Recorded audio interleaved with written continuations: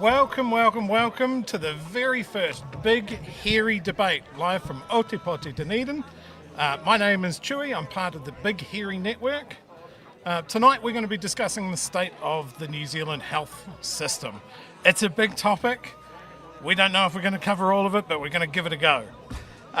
Tonight we're going to kick off with basically asking the question, are New Zealand taxpayers getting good value for money under this government? On the panel tonight, we've got Todd Stephenson of ACT, Ayesha Verrall from Labour, Huhana Lyndon of the Greens, and Costello of New Zealand First.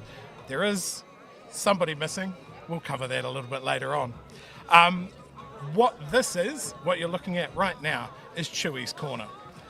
Basically, we tried to do a sports commentary type thing, but with politics.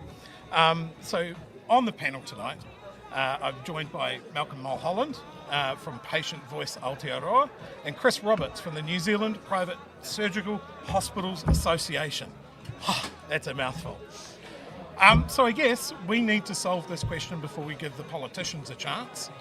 Are we getting a good value for money? Well, I would start it off by saying I don't think we are. I think we've got a lot of room for improvement. I think we also need to have a debate about whether or not the size of the budget is fit for purpose for what New Zealanders expect to get from a universal health system. Mm-hmm. I don't think there is currently or has been in recent memory an overall vision of what we want from our health system. So we know it's a very complex being. And we tend to deal with the latest crisis, what's crying for attention today or this month, and we're not looking at how best the whole system works together. And that means we're not doing that, then we aren't going to deliver the best possible value from that system. Yeah, that's a really good point. I think we were sort of burning our powder a little bit before the show goes of like the health system is a huge topic. You can't just pick and choose what's working and what's not and what needs to be fixed. If you had to prioritise something, what's something that is first cab off the rank? I think primary healthcare has to be up there, but I think in readjusting the system to better cater in primary health, we are going to have to put more resources into secondary care, our hospitals, right? Mm-hmm. We know that there are a slew of bad stories out there. You just have to open up your paper, you'll see a bad headline, and they normally centre around our hospitals. So a bit more money going that direction, but ultimately I think the long-term goal should be on primary care. That's where we can get people before they fall off the cliff, before they reach the ambulance at the bottom. Yeah.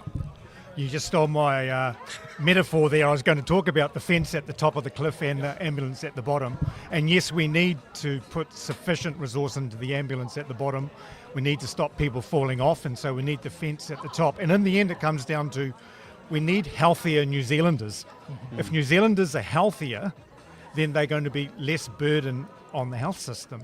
And that's got to be top of mind always. How do we get New Zealanders to be healthier? Once they're healthier, they're not going through the health system and causing, they're having, the system's having to respond to their needs. Yeah. We need to reduce those needs. Yeah, it does seem to be a lot of the decision making around health seems to be very reactionary rather than planning ahead. I think that seems to be a problem going forward, right? And whenever we change a government, there seems to be like an ideological swing one way or the other. Is there room for cross-party consensus about where we go with something as big as the health system? There has to be, because I think voters are sick and tired of there being a change in the health system every time we have a change in government. Mm-hmm. You know, this is something that affects us all, and not just our generation, but for the generations to come. And it's of great consent of voters. We know that because of the polls, what the polls tell us. It's the second biggest issue for voters after the cost of living. It's something that we should get consensus about from the parties and have a long-term vision, a long-term plan to get there. Mm-hmm. And hopefully we hear that from our panellists tonight, that there is not going to be another flip-flop, another major restructuring if there's a different form of government after the election. Mm-hmm. I think of all areas of life in New Zealand, the health system is the one that almost everyone would agree that cannot go through another major restructure. We've got to do the best of what we've got, make it better, absolutely, but not another upheaval. Yeah, absolutely. And of course, being here in Aotearoa, we can't talk about the health system without talking about our hospital here. It has been a journey, and I think it's a journey that illustrates the overall challenges of the health system here in New Zealand, because it's something that has gone across various governments over the years. And we see exactly what we've been talking about here, that a decision was made, and then we need to pause for a while and think about whether that decision was, and then we need to go back again and all of that sort of stuff. And this is going to have to be repeated around the country as our infrastructure ages out. Do you think that there is a plan for that, for I guess that infrastructure, health infrastructure, building the hospitals? Well, I think the fact that you've seen the Infrastructure Commission come out and say, hey, we need some serious money, right? Our infrastructure is falling around our ears and we need more money. But I think the second question there, and this is the problem I think you ran into here in Dunedin, is whether or not your hospital is fit for purpose, not just for today, but for the future. We are going to see an increase in population. We are going to see higher acuity being admitted to our hospitals. We have an ageing population. You know, we need to be thinking not just about tomorrow, but what does it look like in 5 and 10 years' time? And certainly the comments that I get from this community is that the current design as it sits does not tick those boxes. We are incredibly bad at infrastructure in New Zealand. Yeah. And unfortunately, it goes well beyond health. And I don't know why we're so bad at it, but all the stats show how bad we are on a global scale. So it's no surprise that the Dunedin Hospital project hasn't gone well. We've got to get better, and that's all it comes down to. And it is that long-term planning. Our government departments and our ministries are quite reluctant to do long-term planning. They don't want to look 20 or 30 years out. Maybe that's part of our 3-year election cycle issue, that everyone's trying to keep ministers happy for the next 3 years.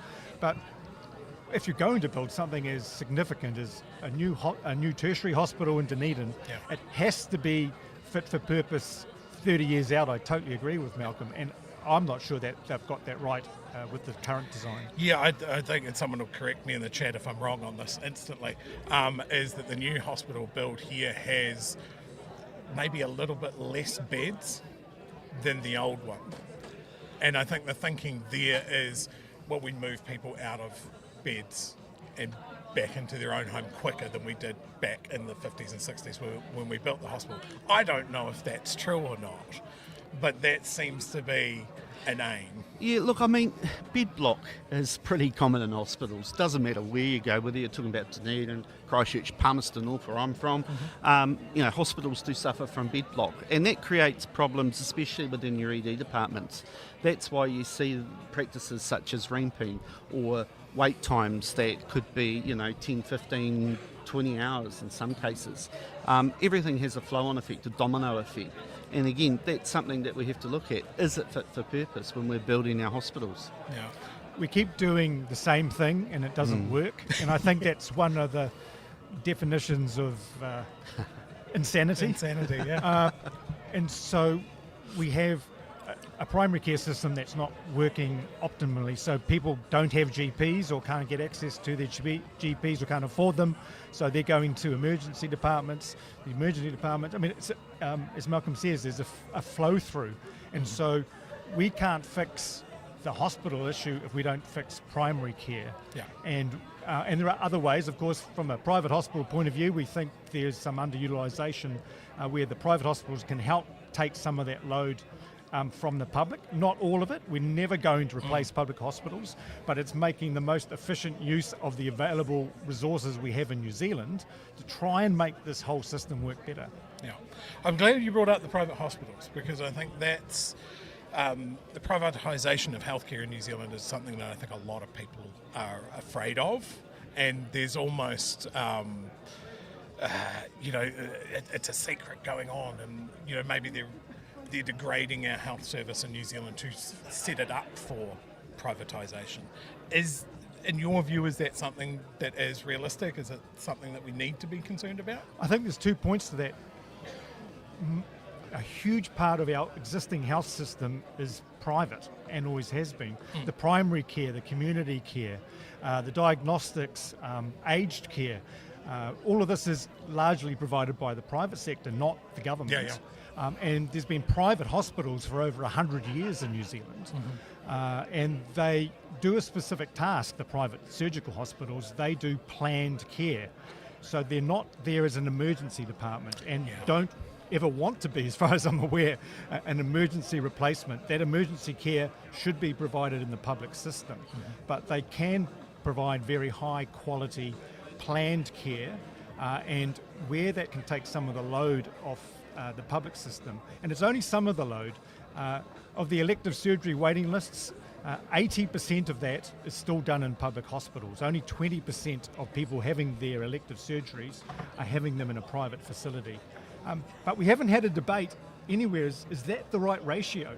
It's just the thing that's happened. That's the current ratio, 80-20. There's been no debate, as far as I'm aware, as to what would be the optimal, most efficient way of getting people their treatment in the most effective way. Yeah, I mean, privatisation, interesting topic. I would have to say that my preference is for people to get the care that they need in our public health system. I think that there are problems around the privatisation of services. Certainly private hospitals have existed forever and a day, as has private insurance, and long may that continue. Certainly if people want to have choice, they can do that. But what we are, I think, seeing increasingly is a creep of contracting out of services. You talked about elective surgery, for example, and whilst that might be good for today's patient, you know, they might receive the service that they need, I don't necessarily know if it's a good thing for the future of the country. I think that there are inherent problems going down that path, and certainly, and I don't think you're advocating for this, Chris, so don't let me put words in your mouth, but I don't think you're advocating for an American health system. Absolutely not. And Nobody wants that. And our private hospitals are not American-style islands of privilege. They are, most of them are actually not-for-profits or charities.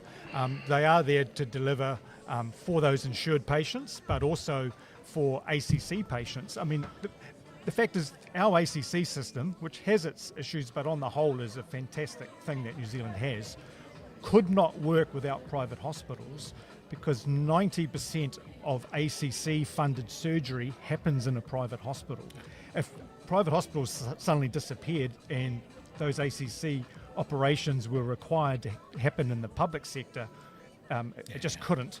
So that's one thing that the ACC system is hugely reliant on those private hospitals. And so, no, there's no wish or no talk of American-style privatisation, but there are other models around the world where we can learn from, because I come back, we can't keep doing what we have been doing because it's not working. Yeah.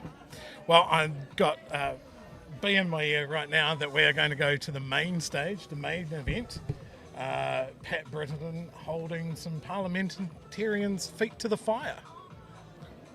Well, this is going to be interesting.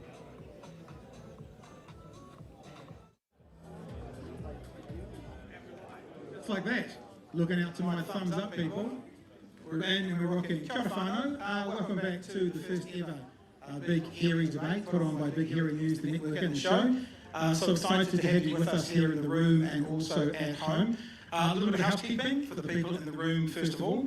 No smoking or vaping anywhere throughout the building, and including the outside foyer area. In the case of fire, please proceed to the nearest emergency exit, most likely at the doors you entered through, out that way, and across the road by the green sign, and toilets and bathrooms through the door in the foyer.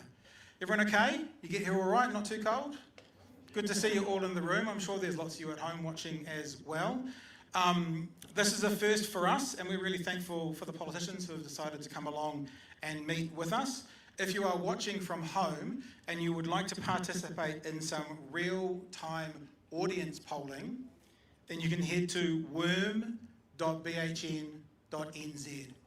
That's worm.bhn.nz. You will see a slider at that URL, and you are able to tell the world how much you're enjoying the answers from the politicians and how much you're not, perhaps. A message for the people in the room as well as the people at home: there will be a time for questions and answers.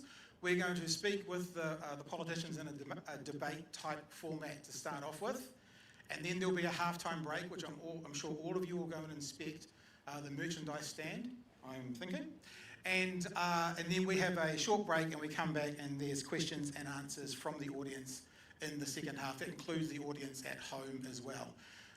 Kiwi Skirt, big thanks to our moderator Kiwi Skirt, who is at home right now moderating any questions that may come in. Sure. And when halftime comes, for you guys who are in the room, I'll direct you to Brie Elliott if you've got a question that you want to ask. And Brie Elliott is, I guess you'd say, moderating the questions in the room. So tonight, our debate, our conversation is on the health system, obviously an incredibly important topic coming into this year's election. The prompt we have for tonight is we are getting better value for money for health under this government. It's not a moot per se, people don't have to argue to it or against it, but it's a prompt that we're going to kick off with. And to kick off now, we're going to give all of our politicians a maximum of 3 minutes to share their thoughts about the prompt, and then we'll get into the debate proper. So can we welcome to the stage a politician with a diverse career portfolio in health, education and primary industries at operational and governance level, involved in one of the most interesting battles for 2026 in Tai Tokoro. She is with us tonight as the Greens spokesperson for health. Everybody welcome to the stage, Huhana Lyndon.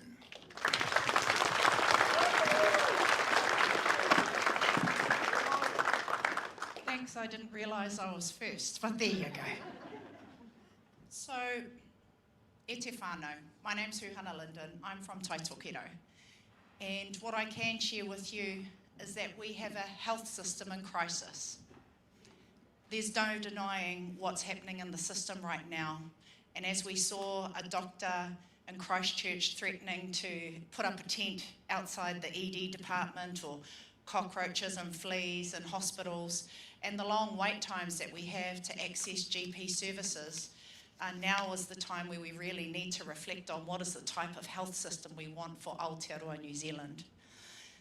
Now, we know that there's been a huge number of rollbacks in terms of what we've experienced this term, whether it is the lost generation for a smoke-free Aotearoa, or the closing down of Te Aka Whaiora, the Māori Health Authority, who never had a chance to really fulfil its potential, therefore turning its back on Y2575.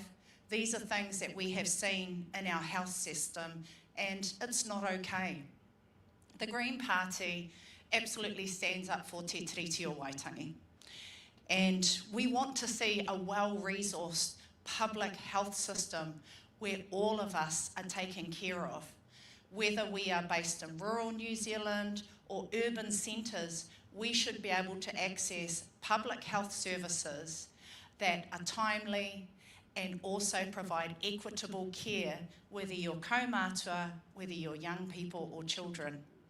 Now, we take an ambulance back from the bottom of the cliff and we pull it back, and put the safeguards in place. That's our Green Party approach. And we won't, kia ora, because the wider determinants of health all impact our well-being, whether it is housing, more public housing for our whānau, safe, dry, warm homes, ending homelessness, access to kai, thinking about, our school food program that we have right now, that maybe our community could deliver it and provide employment and local supply back into our schools for our mokopuna. Having a connected, well-planned community where we have free public transport, walking and cycling options. And of course, when we think about energy and paying those power bills, these are all things that impact on the health and well-being of whānau. It's not just about widgets, targets, and reducing us down to being counted. Now, I want to acknowledge the health workers in the audience and those that are watching at home. Month on month, we have had protests and pickets, and I want to acknowledge pay, equity, Also, fair staffing ratios to patients, and your ability to have good working conditions as kaimahi. But also for those patients, those whānau that you work with, they deserve access to timely and good quality care. So let's make this election a health election, e te whānau. Let's really consider what does good health look like, and that for all of us as Aotearoa New Zealand, we deserve to be able to access good, quality, timely care, no matter where we live. Kia ora.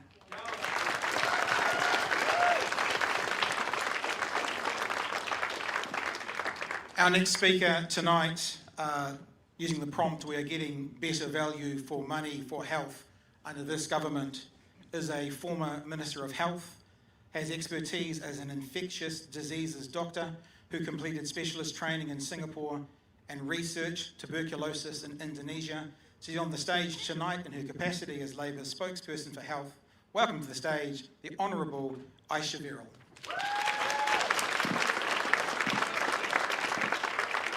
Tēnā koutou katoa.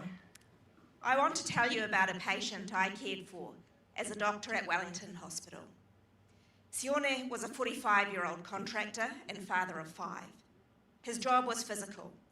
He was in and out of his digger, into ditches, moving equipment all day. He came to hospital because that morning, the pain in his foot was so bad he couldn't put his boot on. And I remember standing at his bedside, I saw a big man laid low by something so little. His great toe was red and hot and swollen with gout.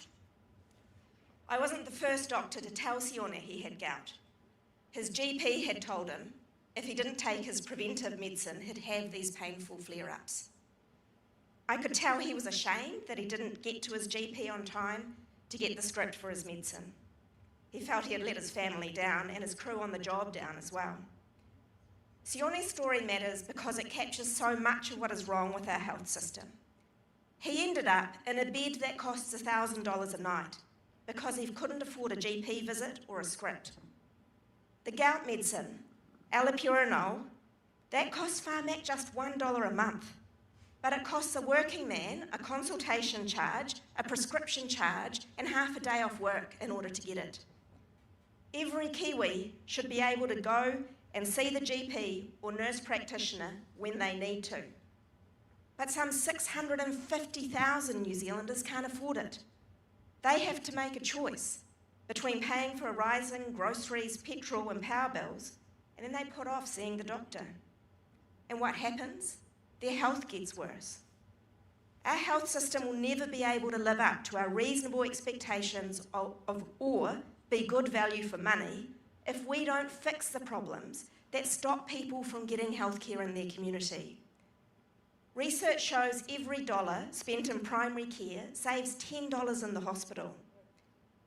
Right now, we see long wait times, overburdened EDs and overworked frontline staff. And the current government's response has been to freeze recruitment and manage the system through cuts. Now, I know saving the health system is a massive job and it's going to take a decade. But I also know that if we don't act to improve access to primary care, then every other effort we make will fail. That's why Labour will invest in prevention and early intervention. And that's why we will introduce the Medicard, giving all New Zealanders 3 free GP visits, free prescriptions, making cervical screening and maternity screening free. We will get rid of cost as a barrier to getting good health care at the start, and we can prevent the need for costly hospital care down the track. The reasons fees are so high for patients is because local clinics have been underfunded for too long, so Labour will fix this once and for all with fair pricing. We've worked with GPs on a plan to free up 4.5 million visits and also a plan to support more local clinics and have more GPs entering the workforce. Our country is great when we realise that we're all in this together and support each other to get the basics of a good life. That's the commitment embodied in this Medicard, the health system that we can be proud of again. Nō reira, tēnā koutou, tēnā koutou, tēnā tātou katoa. Next up on the agenda, a self-confessed lifelong supporter of ACT and a first-time MP in his career. He has been the Director of Patient Engagement and Experience for Johnson & Johnson in Australia and New Zealand. He joins us today as the ACT Party spokesperson for health. Big welcome, please, for Todd Stephenson. Thank you very much. And thank you to the Big Hearing Network for putting on tonight, and for all of you in the room and watching online for coming out. Look, 3 years ago, the government inherited a very fragile health system. Health New Zealand had been created during a pandemic without the necessary planning and care. Health New Zealand had major budget deficits and couldn't even provide its minister with accurate and timely financial information. There was a yet to be implemented medical technology regulatory regime that wasn't supported by stakeholders, and Pharmac was facing a fiscal cliff of over $1.7 billion and was looking to have to cut funding to new medicines and was at war with its stakeholders. Since then, the government has introduced health targets to try and track some key metrics: childhood immunisation, first appointments for specialists, faster cancer treatment, shorter emergency department stays, and shorter wait times for elective surgery. Now, we have made progress in some of these areas, but I admit there is more to do. But ACT has also had its coalition commitments honoured. One of them was an increase in GP funding. We've seen 13.8% more go to GPs. We've seen a return to need, to a focus on need in the health system. We've seen the repeal of the Therapeutic Products Act, and we've seen just last month a new accelerated pathway to make sure we can get access to new medicines faster. In fact, under this government, MedSafe's time for approval has significantly improved. We've addressed Pharmac's fiscal cliff, and it's actually now got the largest budget of $7.2 billion over the 4 years we've funded it. And with that money, Pharmac has made more than 135 decisions to fund new medicines or widen access. We've also put in place a new chair and CEO of Pharmac, and Pharmac's now actually working with its stakeholders instead of warring with them. Plus, there's been other initiatives like 12-month prescriptions and allowing community pharmacy to do more. But ACT wants to go further. We've always seen government as a provider, as a purchaser, not a provider of health services, and we want to make sure that we can contract to get services and operations done faster. We also support the regular publishing of information to make sure we actually know what's going on in our health system. And we also have a number of policies we're going to be launching during the election campaign, but one we launched just last week was to actually improve medicines access. Currently, New Zealand only spends about 4.9% of its health budget on medicines, whereas Australia spends over 12%, and the OECD average is over 13%. Australians have access to 142 more medicines than New Zealanders, and there's actually 162 medicines waiting on Pharmac's options for investment list. So we've proposed something pretty simple, that by increasing by 1% the amount spent on medicines, every year there's an increase in health spending, we can actually close that gap. And so by doing that in a steady way, we can actually make sure Kiwis get access to the medicines they need. Health is not a cost to be managed. It's an investment in people's ability to live and contribute to their communities. And a healthy population is the foundation of a strong nation. So we want to get another term so we can put in place some of the ideas that we think are important in health, and we'll be asking for your party vote this election.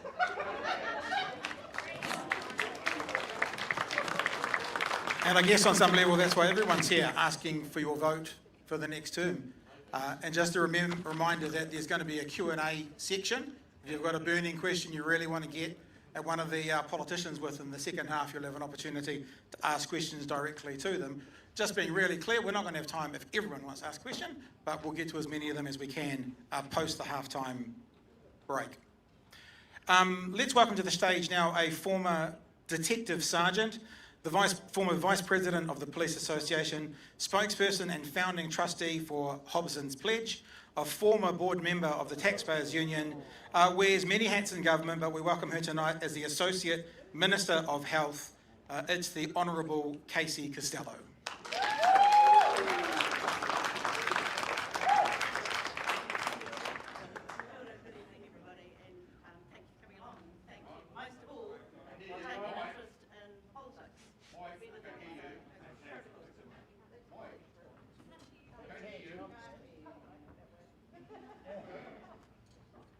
I'm not in charge of the sound system, so. Kia ora everyone, and thank you for coming along and taking an interest in politics. It's fantastic to actually be able to engage and talk.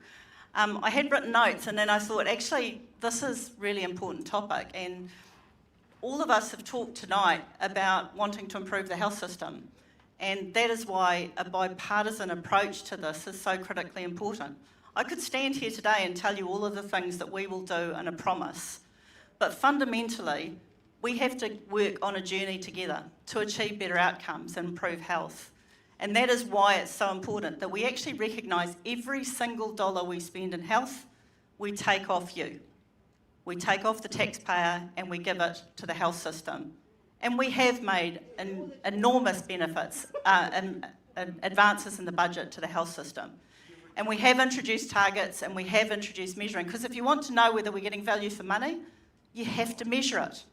You have to actually measure what you're delivering for that funding. Now, one of the things that I've been most proud of from New Zealand First perspective is that we identified and prioritised the need to resolve our aged care system. We put forward the Health Select Committee inquiry, which was an absolutely bipartisan discussion about what we needed to do to improve the aged care system. Over 50% of our budget is spent on those that are over 65. So therefore, ensuring that we invest in that area and improve the quality of life for older New Zealanders is critically important. That is why I established the Ministerial Advisory Group, and I acknowledge Dr. Ayesha Verrall and her involvement in making sure this is a bipartisan journey, that we actually have to work together. This isn't about point scoring. This is about improving our system. And by investing in the aged care system, and I would say at this point, we don't actually have a system. Just as we've mentioned already, the primary care is critically important to ensure people have early interventions.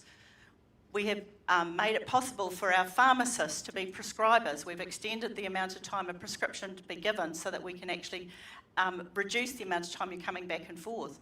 But the aged care review that is being undertaken and the Ministerial Advisory Group is reporting back, we brought in experts, in-home care providers, GPs, advice from geriatricians, aged care providers, in the not-for-profit sector as well as for the profit sector, because that is such a critical component.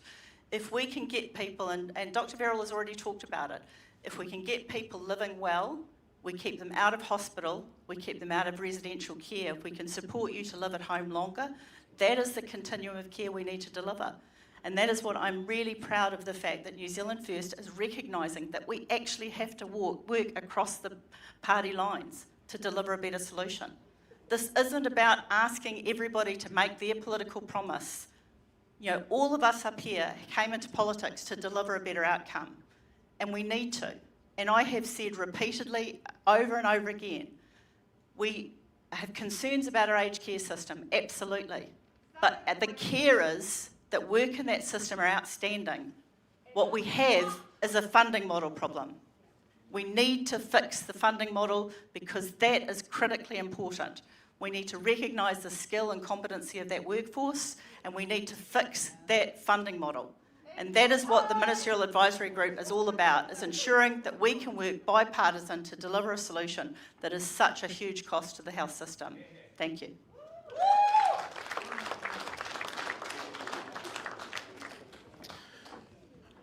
Okay, thank you, team. I think what we're going to do now is go into a few questions and answers from me, and then we'll see how we go. I believe we might have some technical difficulties with the online stream. If you have lost our picture, apparently you can still have our sound. So it's a real podcast at the moment, no video. But we'll record this and put it up in audio if there are any glitches later on. A debate team that we often hear in the health system is equity versus equality. So I want to go down the line and just ask all of you, equity or equality, and maybe you can tell us why. Huhana? I'm Māori, just in case you didn't know. And as tangata whenua, we die earlier than other people in Aotearoa, and we don't experience health equity in the system. It's really important that we have a system that recognises these gaps and makes the provisions available to even out the playing field. We are all not starting at the same place and the same playing field. So let's put the heart back into the health system and start being fair and treating all of our communities well, but recognising what the data and the evidence is telling us. Kia ora. Ayesha, equity versus equality. I'm really proud of the progress our government made in advancing health equity, yes for Māori, but also for Pacifica, for rural communities and others. There's a lot more to do in that space.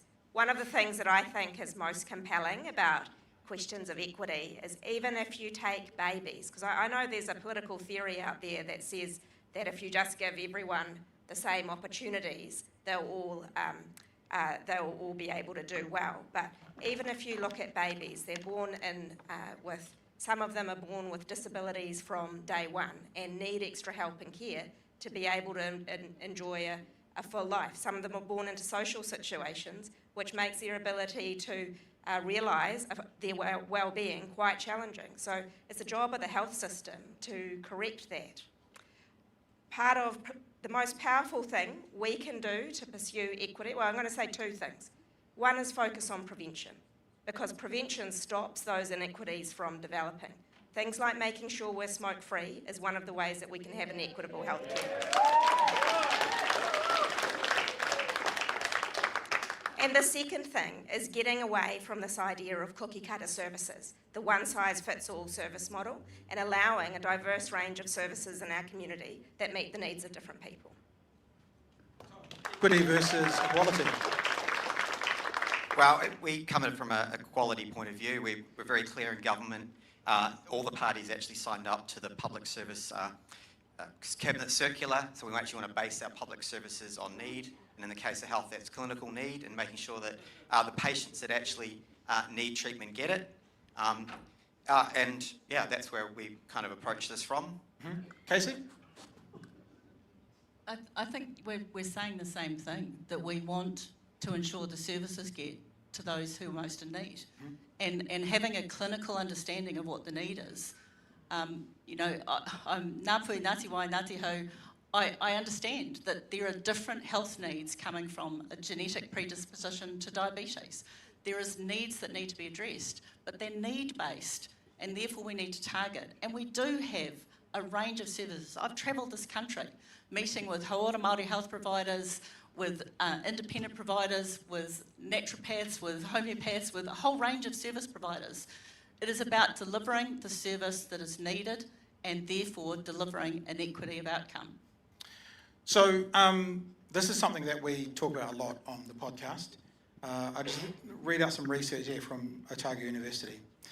Māori experience poorer cancer survival outcomes than non-Māori for 23 out of the 24 most common cancers in New Zealand. So it would appear to me that the need is Māori care. But it feels that from the government at the moment,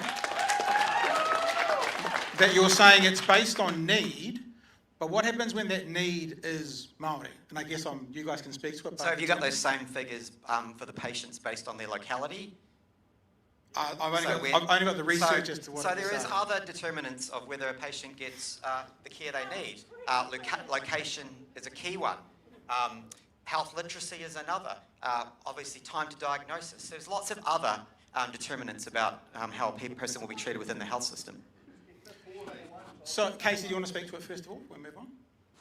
I think exactly what you're saying is it's this determination that we don't have those alternative medicines. there is the need to engage the Māori health provision services. They exist. What it is enabling or encouraging that connection to the system. There is a reluctance, just as Dr. Verrall talked about, that there is a whakamai because you haven't connected, or you've got sepsis, or you withdraw from the system. It is about making the system inviting and open, and that those systems, yes, we can do more, absolutely. But it is delivering the services where it needs to be. And as Todd Stephenson has talked about, geographic location is a big determinant. Your isolation, where you live, your ability to access services. And we would love to have all of those services in every isolated community in the country, but we've got to work about how do we do it. So if we can't locate the services, how do we make it easier to connect? How do we get navigators involved in the system so that they are encouraged to connect? Yeah, if I can just add on that, and I keep thinking about the bowel screening age and the target around dropping the age of bowel screening, but actually Māori still are most impacted in that space, as we've already heard with the statistics. So I want to acknowledge the fact that we are all not on the same playing field, and that when we fail to provide access to timely quality healthcare, including screening, because let's take the ambulance back from the bottom of the cliff and pull it back up and put all the safeguards in place, then we might have a chance to have an extension of life. Because bowel screening, for instance, the dropping of the age does not help Māori survive. And when we talk about locality, it absolutely does matter. And so for us as a Green Party, we've seen, may I speak about Opotiki, Hub and Spoke, Whakatohea Health. They provide a community hub which is in between the far east coast and Whakatane, and then of course you've got to go over to Tauranga. They co-locate with a huge number of services to provide something that whānau can access as rural New Zealand. That's because the iwi are prioritising bringing the services into the community. Now, our job as politicians and those who control the funding, let's look at the way that we can operate. As the Green Party, we want to see diagnostic vans going out into rural communities, providing access to clinical, mental health, whānau ora, all at place, dental, oral health, into communities. These are all gaps, massive gaps. Let's not fool ourselves that we're all on the same equal playing field. Ayesha, would love to get your thoughts around this, but just to kind of come through and just mention back to what Casey said, it sounds like, Casey, what you're saying is how to get people more engaged with the health system. And I wonder, maybe Ayesha, you can speak to this, wasn't that what the Māori Health Authority was? A way to get Māori more engaged in the health system? Yeah, that's a good point. And, you know, colleagues to my left physically, it could be correct to say that there's a lot that you could achieve in the health system if you were targeting need. I'll give you that. But some of the main ways in which you could be doing that's not currently happening. So we're going backwards on prevention, particularly with the repeal of smoke-free. And then the second thing is when you look at the highest needs groups for primary care, ethnicity's been taken out of the capitation funding, and ethnicity, so that means Māori clinics have less money in order to break down those barriers, which Casey correctly identified.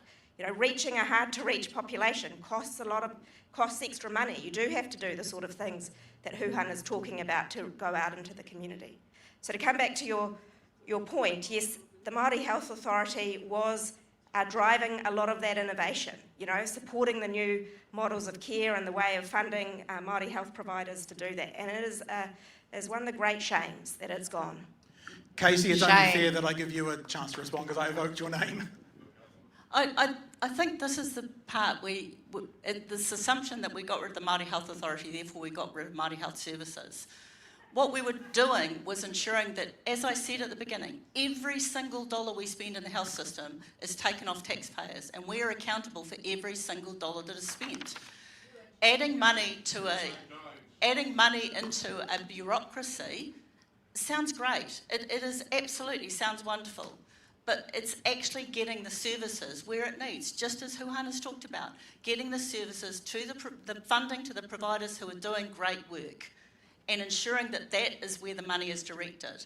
Not at another bureaucracy, not at another hierarchy, but actually getting the funding into the front line. And that's exactly what they're asking for. And there is actually a bit of a common thread between the four of us. You may not have picked it up, but the problem with our health system is that it's still system-centric. It actually isn't meeting patients where they live, the way they actually need to access healthcare. And in fact, just recently I heard a very senior health bureaucrat in Wellington say, oh no, we've got to design this program, this X, Y, and Z to be system-centric.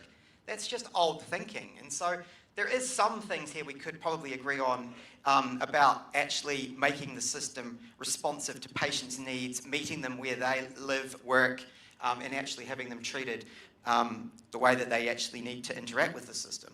Just for clarity, the Māori health appropriation is only 2% of the entire health budget. That's not health equity. I just think it's worth noting that there is nothing that is spent in health that precludes Māori. The fact that there is a 2% that's targeted specifically, but I mean, I live in South Auckland. I just had my mum in Middlemore Hospital. There was no way that she was treated at any limited access because she was Māori. She had exactly the same access to health and support as anyone else. In fact, I would say outstanding access. So this idea that there's only 2% on Māori suggests that Māori aren't allowed to access the main system, which is just not true. I don't think that's what Huhana said. I think she said the Māori Health Authority was too. I mean, like, we've got about a half hour to go on the debate point. I feel like we could keep on going on this one topic, which is probably a failure of us on some level. But without a need to respond, I guess my comment back to you, Casey, would be, if it's also equal and fine, why are Māori suffering so poorly? Because it doesn't seem that they're hitting the same... That's unreasonable to say I said it was fine. I absolutely said there is more we can do to ensure that services get to where it needs to be. But that means the system that we have right now is not providing for Māori as non-Māori. So what do we need to change? Something like the Māori Health Authority was an idea. So you guys have said no to that. So what do you do to make outcomes for Māori better?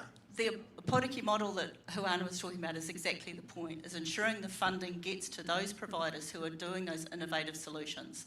And I'm sorry to dominate Mike, but if you talk about the Kahu Taurima program, the first 2,000 days, we were talking about the ability to make the first 2,000 days the very best it could be. And it was just this idea. It was actually, you need to pull back and go, okay, what is the thing we need to deliver? What is the things we can measure and deliver to ensure mums get care within their first trimester, that they are connecting with LMCs, that our babies are getting all their well-child checks? Those are the tangible things we can measure so we can make sure that it's getting where it needs to be. Is the difference here, this side of the panel is saying, what do we need to do? And you guys are saying, we've got an answer. And I'm just asking that from, I don't know if you do or not, but they seem to be asking, we need to do better. And you guys seem to be saying, this is the way we can do better. Is that a demarcation line? But you guys disagree that their way would be a better way of doing things, so you're going to do it your own way, and you're in the process of doing that. Have I synopsised this fairly? And I think we can show that we have made those tangible progresses. Yeah, childhood immunisation, for example. Yeah, but what I want to just point out with the widget focus and a target is that a lot of our providers are on a very tight shoestring contract right now, right? Because you're so focused on achieving targets instead of measuring health outcomes, which take a bit longer. But where's the sustainability for our providers? All right, we're moving on now, because that's topic 1 of 7.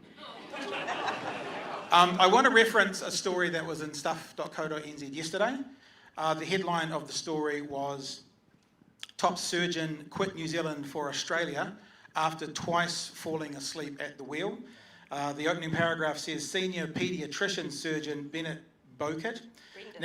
Brendan now works in Australia after struggling with workload in Aotearoa. He says caused dangerous exhaustion." He tells Nicholas Jones of the scandal, quote unquote, at the heart of our health system.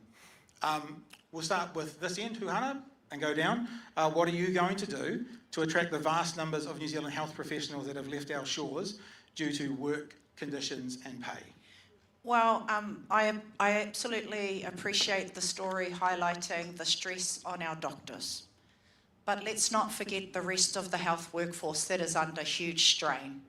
Whether you're a caregiver offering support to kaumātua in the home, whether you're a healthcare assistant, whether you're an admin function within hospital or primary care, everyone's working really hard right now and are strained. One of the issues is that we have poor working conditions, issues around our pay. Look at our staff to patient ratios. We're getting picketed, like there's a protest every week on Parliament.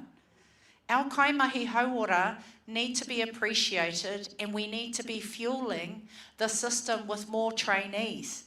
And that requires us to be able to open up and provide targeted support for these new students to come in. And a lot of people do want to change careers as well. Many of our trainees right now, clinical and non-clinical, are those that are changing careers. Now, to attract those that have been overseas and to come back to Aotearoa, that's a massive challenge, because we have to provide the conditions for them to be able to want to come back. And that requires us to make a real, genuine commitment to changing the conditions for our workforce. Ayesha? When I saw that story, I recognised Brendan Bokut. He was my boss in my second job, which was paediatric surgery at Wellington Hospital, and I used to put the drips into the tiny babies before Brendan did their operation.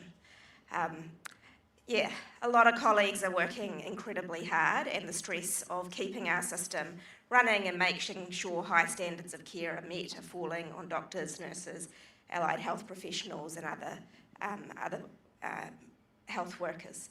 We need to give them hope of a sustainable workload in the future, and getting to that point will take time, but we need to demonstrate every day the steps we are taking on the journey to get there.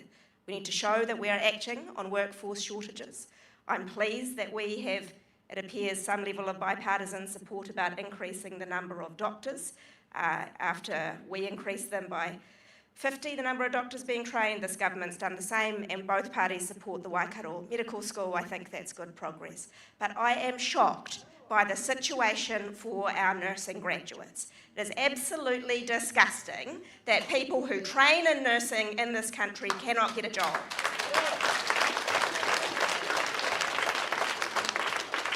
Todd? Yeah, look, it's always going to be very difficult for us to compete with Australia, so we actually have to make sure that the working conditions for doctors is attractive, and other things are attractive, like a work-life balance, obviously, pace to raise a family. And so, some of the things that Ayesha said I totally agree with. I think there's some more work to do within Health New Zealand also to create training places and places where actually specialists can be trained and supervised. We know there's a real issue at the moment in Palmerston North, for example, with specialists there. And it actually becomes, unfortunately, kind of self-fulfilling prophecy. If you're the only specialist in a hospital, you have no colleagues, you have no support. And so there's a lot of things we do have to do. Yeah, but we're looking to you guys to now say, how do we fix that? You're telling us the situation. How do we fix the situation?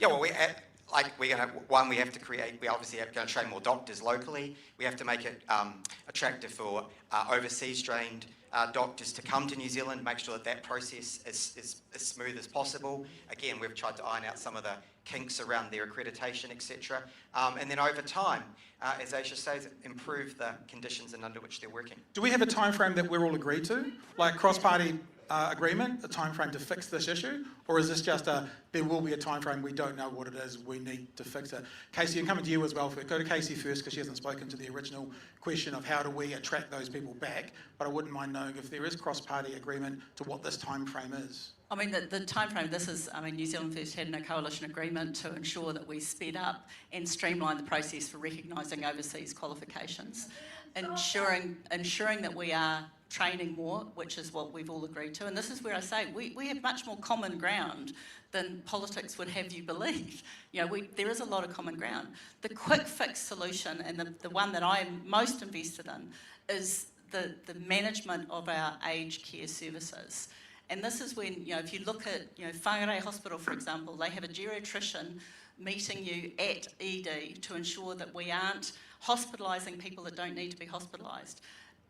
Those are the sort of things that we can do around the prevention, keeping people well to take some of that strain off the system. I would love to see that in next year, but we know, all of us have been doing this for a while, like, this isn't a quick fix solution, and if we sat here and said we'll have this done in 3 years, that would be lying. We just couldn't guarantee that, but we can improve. Yeah.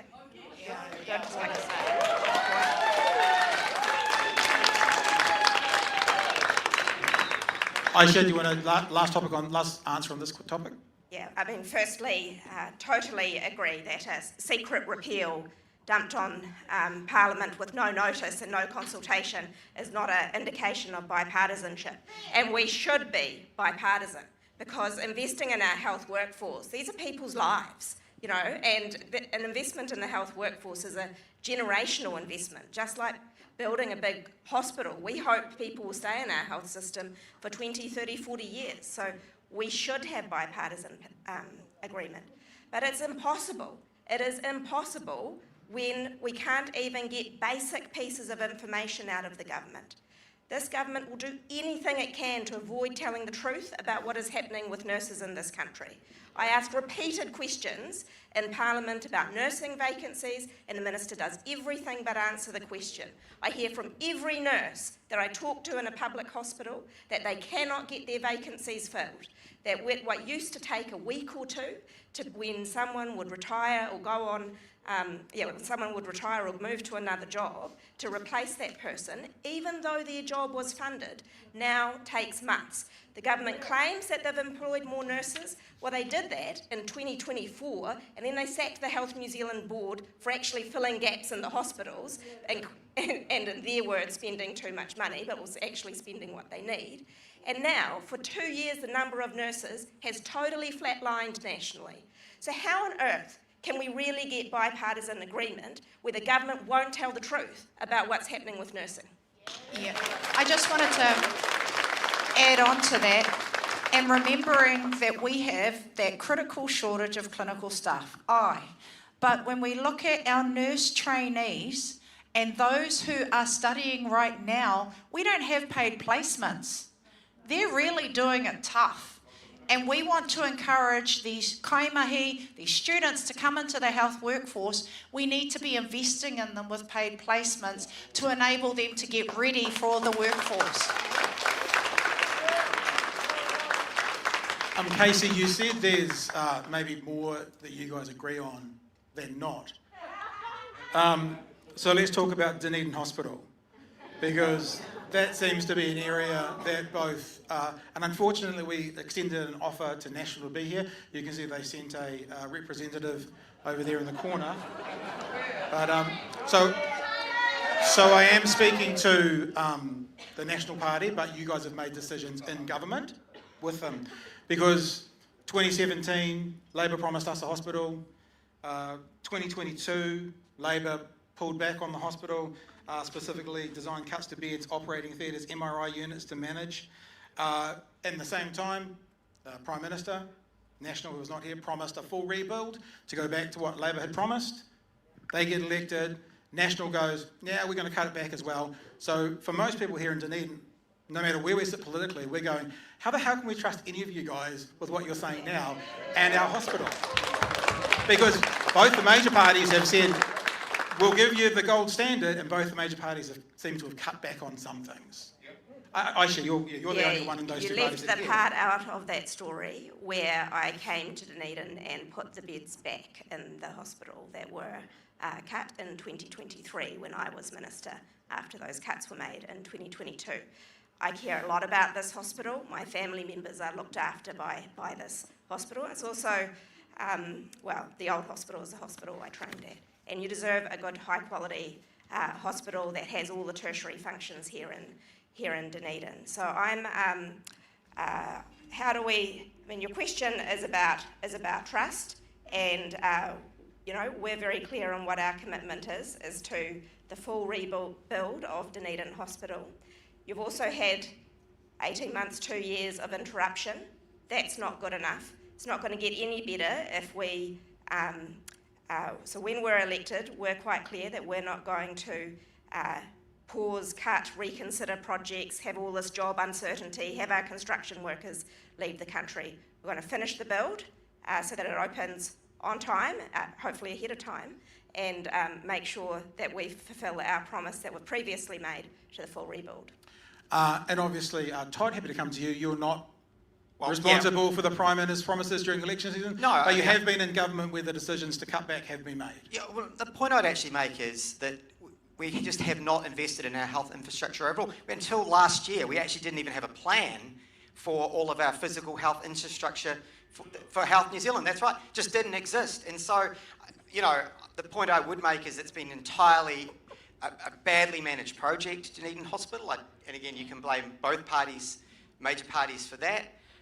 So you're saying, but not ACT, but don't blame ACT, is what you're saying. Well, we weren't involved in it, kidding. but the bigger point is we actually do need a long-term plan, which finally Health New Zealand's got, to replace our ageing health infrastructure across the network. And look, obviously it's under construction now and it will be delivered. Was that quite a good thing about the health reforms then, that it allowed long-term infrastructure planning across the health system? I was going to point out there's a lot of bipartisanship tonight, except when you created Health New Zealand, which has created a lot of this mess, and we're only just getting it under control. Not at all.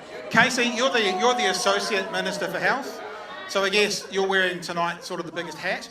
As Dunedinites, and I will defer to what you said about putting the beds back in, Ayesha. But as Dunedinites, we just feel a bit screwed around, and we're also aware that if something hits Christchurch, like has happened in the past, we're it. Or if something hits here, Christchurch is it. That we need this done properly, and we're actually looking for all of you guys to help us. And absolutely, and I would acknowledge here, because I've got our New Zealand First fellow minister here whose Dunedin is his home, so he's given me strict instructions. It has to be built, absolutely. But it goes back to the original point we said. When you have these projects, you have to ensure you have the money to deliver them. We can say whatever we want to say, but there has to be the allocation of the money to make it possible. And this is what we're talking about.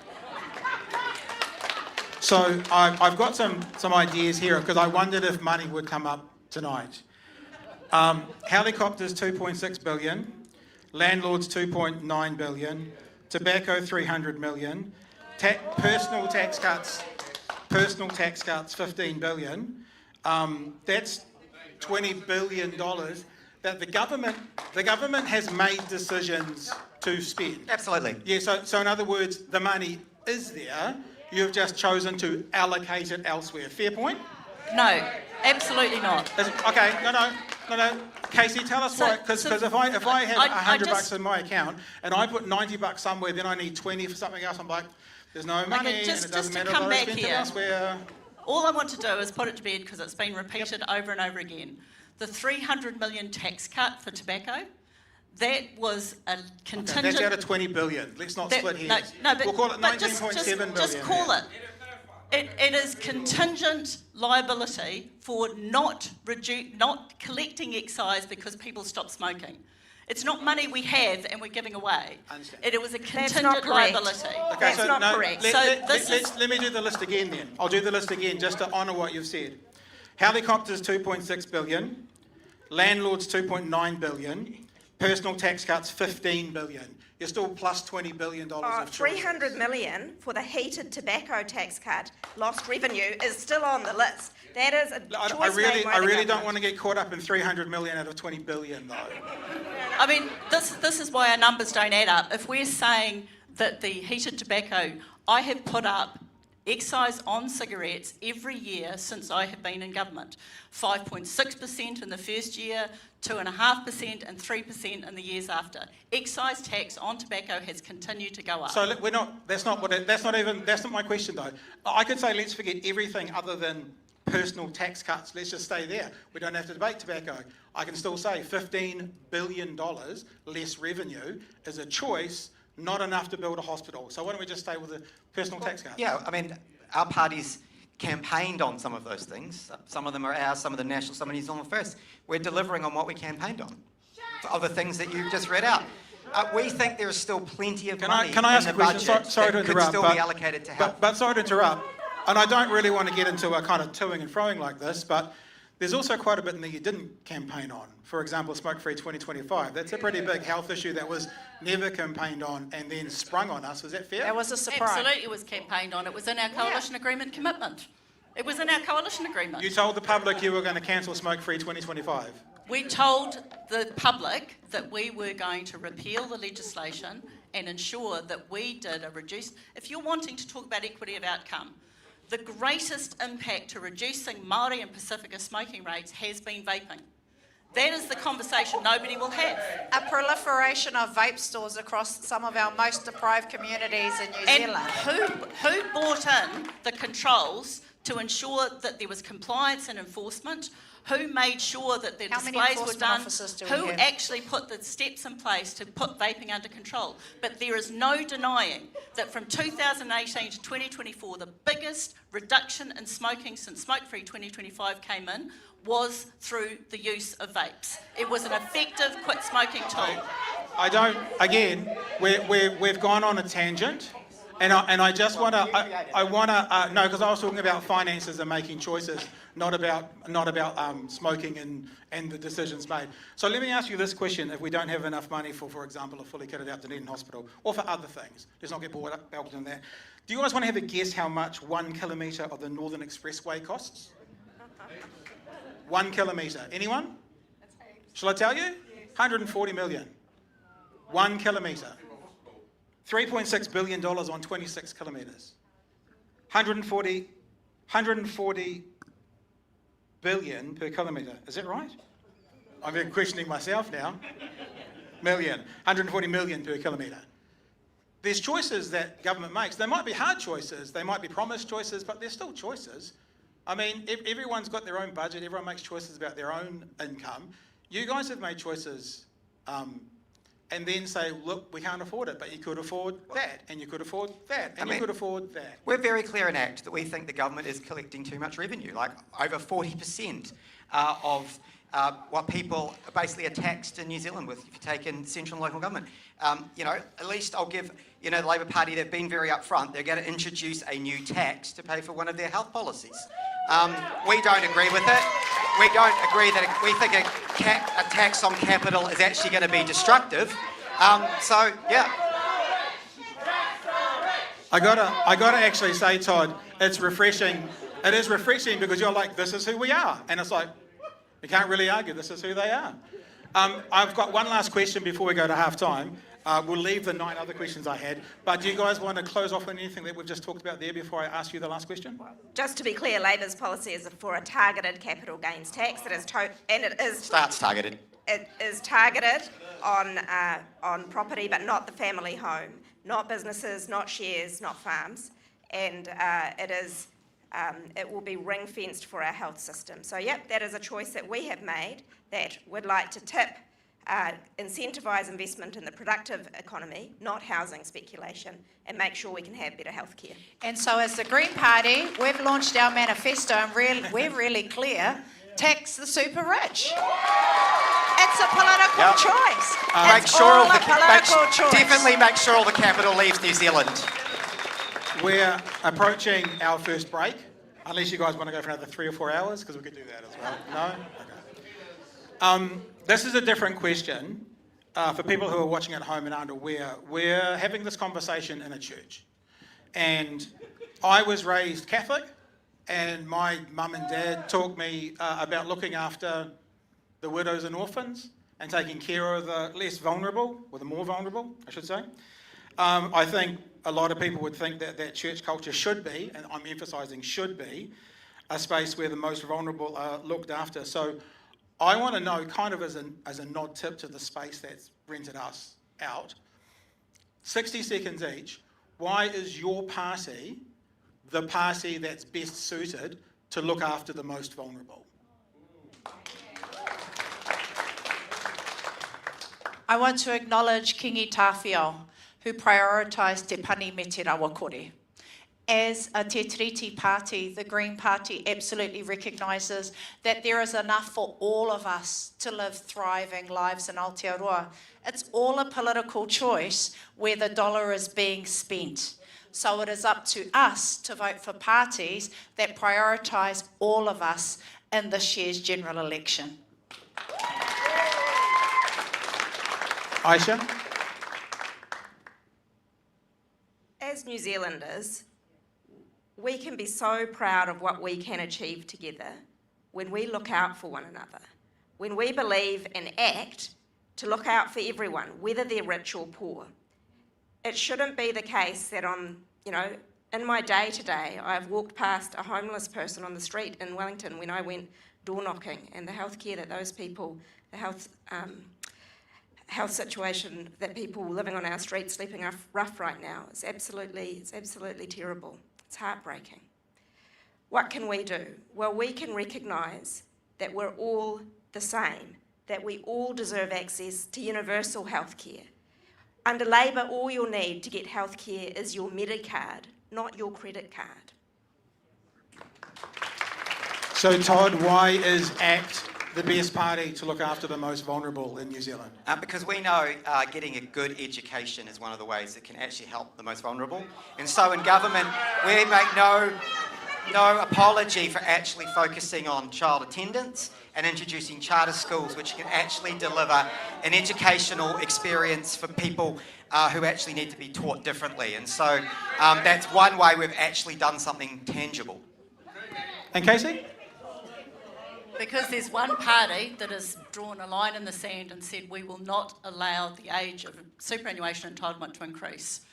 If you are talking about churches and community groups and those that are backbone of our communities, in every single town you go to, there will be an older person that is the backbone of that. That is why protecting this entitlement age of superannuation is critically important. We will not deviate from that. Over $20 billion a year is contributed to our economy by unpaid workers who are over 65. They are the backbone of our communities. They are the backbone of our churches. They are the backbone of our sports clubs. They are the backbone of our whānau. And that is why New Zealand First will protect the over 65s. Thank you very much, guys. For people in the audience here live, we're about to take a 15-minute break. Just please stay where you are in your seats for a second as we throw back now to Chewie's Corner and they get into their commentators' halftime show. Wow. I love this room. It's super animated and it's really easy to tell what people are appreciating or not. Any standouts for you guys so far tonight? Guys in the room, Well, I think you're right. I mean, in terms of those in the room, obviously there's a lot of support out there for Huhana from the Greens and Ayesha from Labour, and not so much love for Todd from ACT and from Casey from New Zealand First. I found the opening salvos really interesting. I think they had 5 minutes each to address the crowd, and for me, a lot of that was actually talking to their voter base. So you had, for example, Huhana, who spoke about policies around homelessness, around food, etc. And she has a point. 80% of determinants actually fall outside of health per se. And then you had Ayesha talking about her policy to focus on primary care, on free GP visits. So again, and producing the Medicard. Great line, by the way, wasn't it? Yes, 100%. You know, produce your Medicard, not your credit card, or words to that effect. Todd was interesting, spoke about targets. Targets can be abused, as we know. We've seen stories about that. The one policy, I must say, though, that I think is getting a lot of traction amongst patient advocates, and I include myself in that, is his Farm Act policy. That is a boil that has been festering for some time now. So well done him for bringing that up. And Casey Costello finally talking a lot about aged care. Yes. Speaking to your voter base, vote for us, we'll take care of you, etc. Yeah, I think Malcolm summed up very well their introductory comments, and I guess as expected they'd try and slip in a few policy points there. I thought it was interesting, and it came from all of them, but Casey in particular, around the need for a bipartisan approach, which we talked about before this all got underway. Yeah. That bipartisan approach fell apart pretty quickly as, Didn't it, as though? the debate got a bit more heated. So that's the political reality, I guess. There's a recognition from everyone that we desperately need a bipartisan approach to the big health issues, but as everyone's view on what the bipartisan nature should be is going to be different, and it quickly descends into, well, we're not going to agree with that policy, and that policy doesn't align with ours. So that's the big hurdle to the sensible, longer-term approach to fixing the major flaws in the way we're doing things now. Yeah. What I found really interesting about that, though, was the fact that, whether they used the word crisis or in trouble or, That's actually really just a quick aside. I only heard crisis mentioned twice. Yeah. I was worried it was the first word, I think, almost the very Yes, first word of Huhana the hit night. it straight away. And I thought that's actually not particularly helpful because it takes us into a place where we're dealing with a fire and we've got to put the flames out. That's a good point. And yes, there are fires breaking out everywhere, but if we are not taking the opportunity to take a step back, and there are our political leaders take a step back, and what is the big issues that have to be solved here. If we just stick to fighting the fires all the time, responding to the latest headline, another doctor left the country, another patient dies in ED, those are symptoms, they're not actually the core problems. Agreed, but I'm not too concerned about whether they use the word crisis or what have you. My point being, though, was that there did seem to be consensus amongst the parties that we do need to, at the very least, do better. Yes. That our health system is actually in trouble. And even to get to that point, I think was a bit of a revelation for me. I hadn't really heard it before. I think, possibly because they're in government, the right tend to play that side of it down. But certainly I'm not getting that impression from tonight. I think everybody is being somewhat realistic. We've got big issues when it comes to health. We need to fix them. Where they differ is the how. I agree with that. They were all essentially parroting each other that things aren't good. No. Nobody's happy with it. And the difference is, I guess, everybody's ideology about how to unpack it all. I think it's such an emotive issue. As we heard from our crowd today, they weren't shy on voicing their displeasure with what was being said.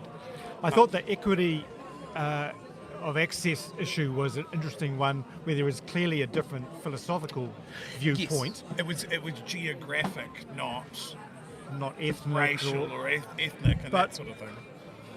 We need to leave those access decisions to the clinicians. They should be given as much authority as possible to determine who needs the care the most.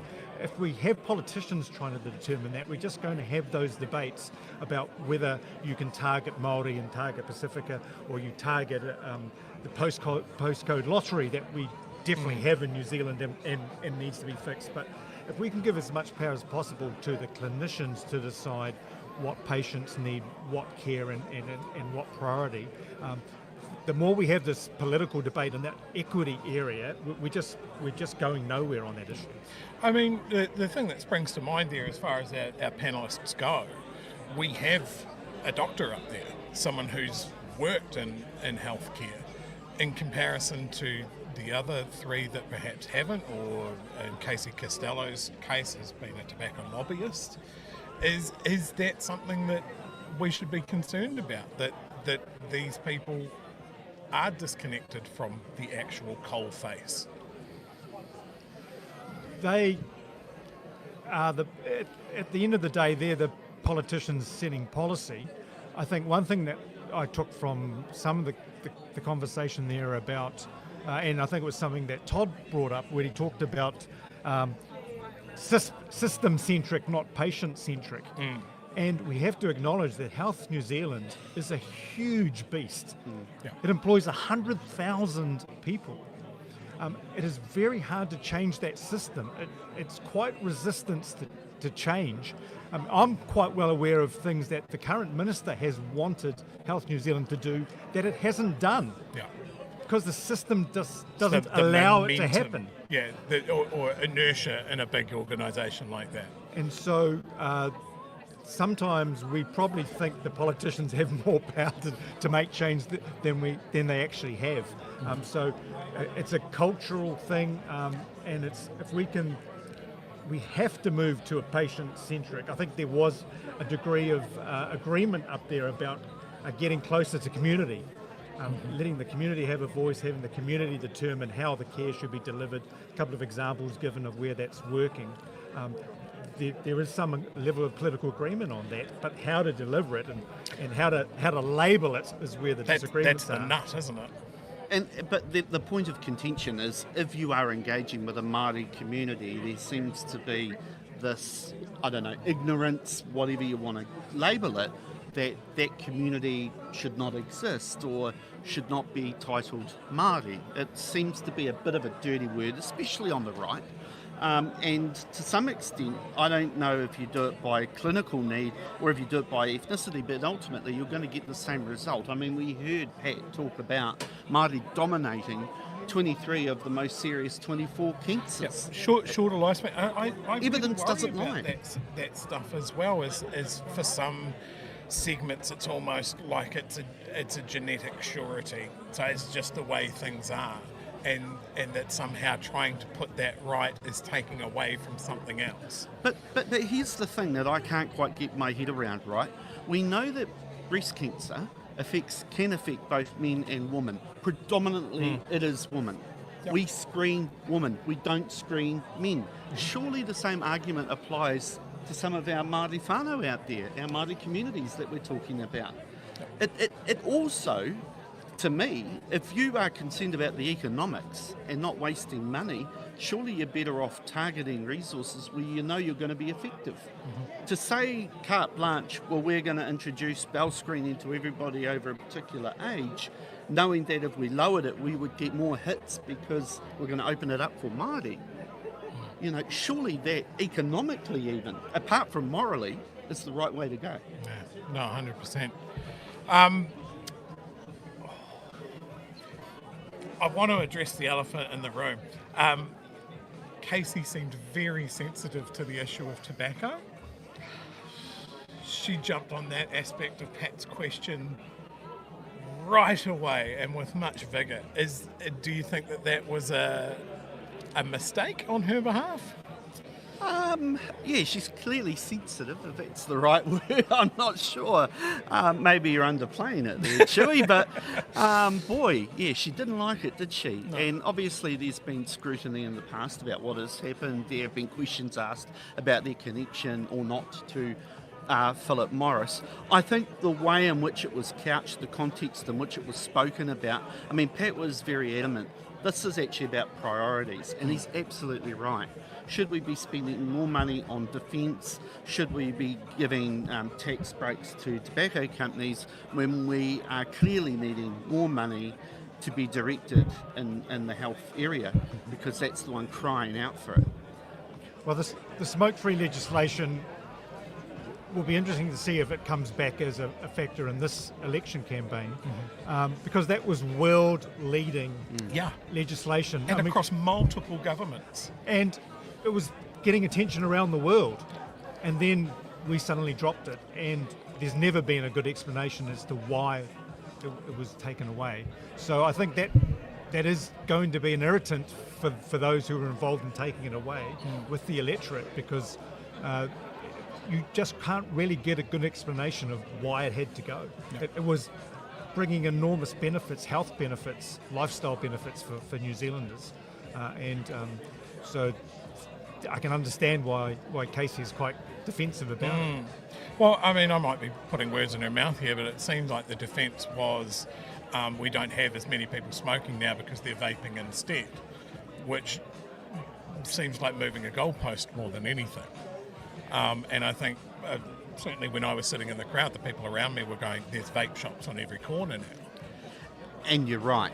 they tend to light up the CBD in most towns and cities around the country. It seems to be more of an indictment on us than it is something that we should be celebrating. We know that vaping does contain nicotine. The verdict seems to be still out. What are the long-term effects from vaping? Because it's a fairly new thing. We should be concerned about just pushing people from smoking cigarettes onto vaping and thinking, well done, job done. Before we went to the panel, one of the things that you guys really focused on was primary care. That was certainly mentioned a couple of times up on stage. Do you think any particular panellist had an answer for the shortage there? Or the pressures of primary care? Hear any real answer to the workforce issue and the access issue. I mean, it was quite correctly brought up. There's 650,000 New Zealanders who don't have a GP. I mean, that is one of the most shocking stats in the health system. So those are people who have no choice but to go to ED when they get seriously unwell because they haven't got a GP. And for us middle class, it's hard to believe that someone has not got a GP.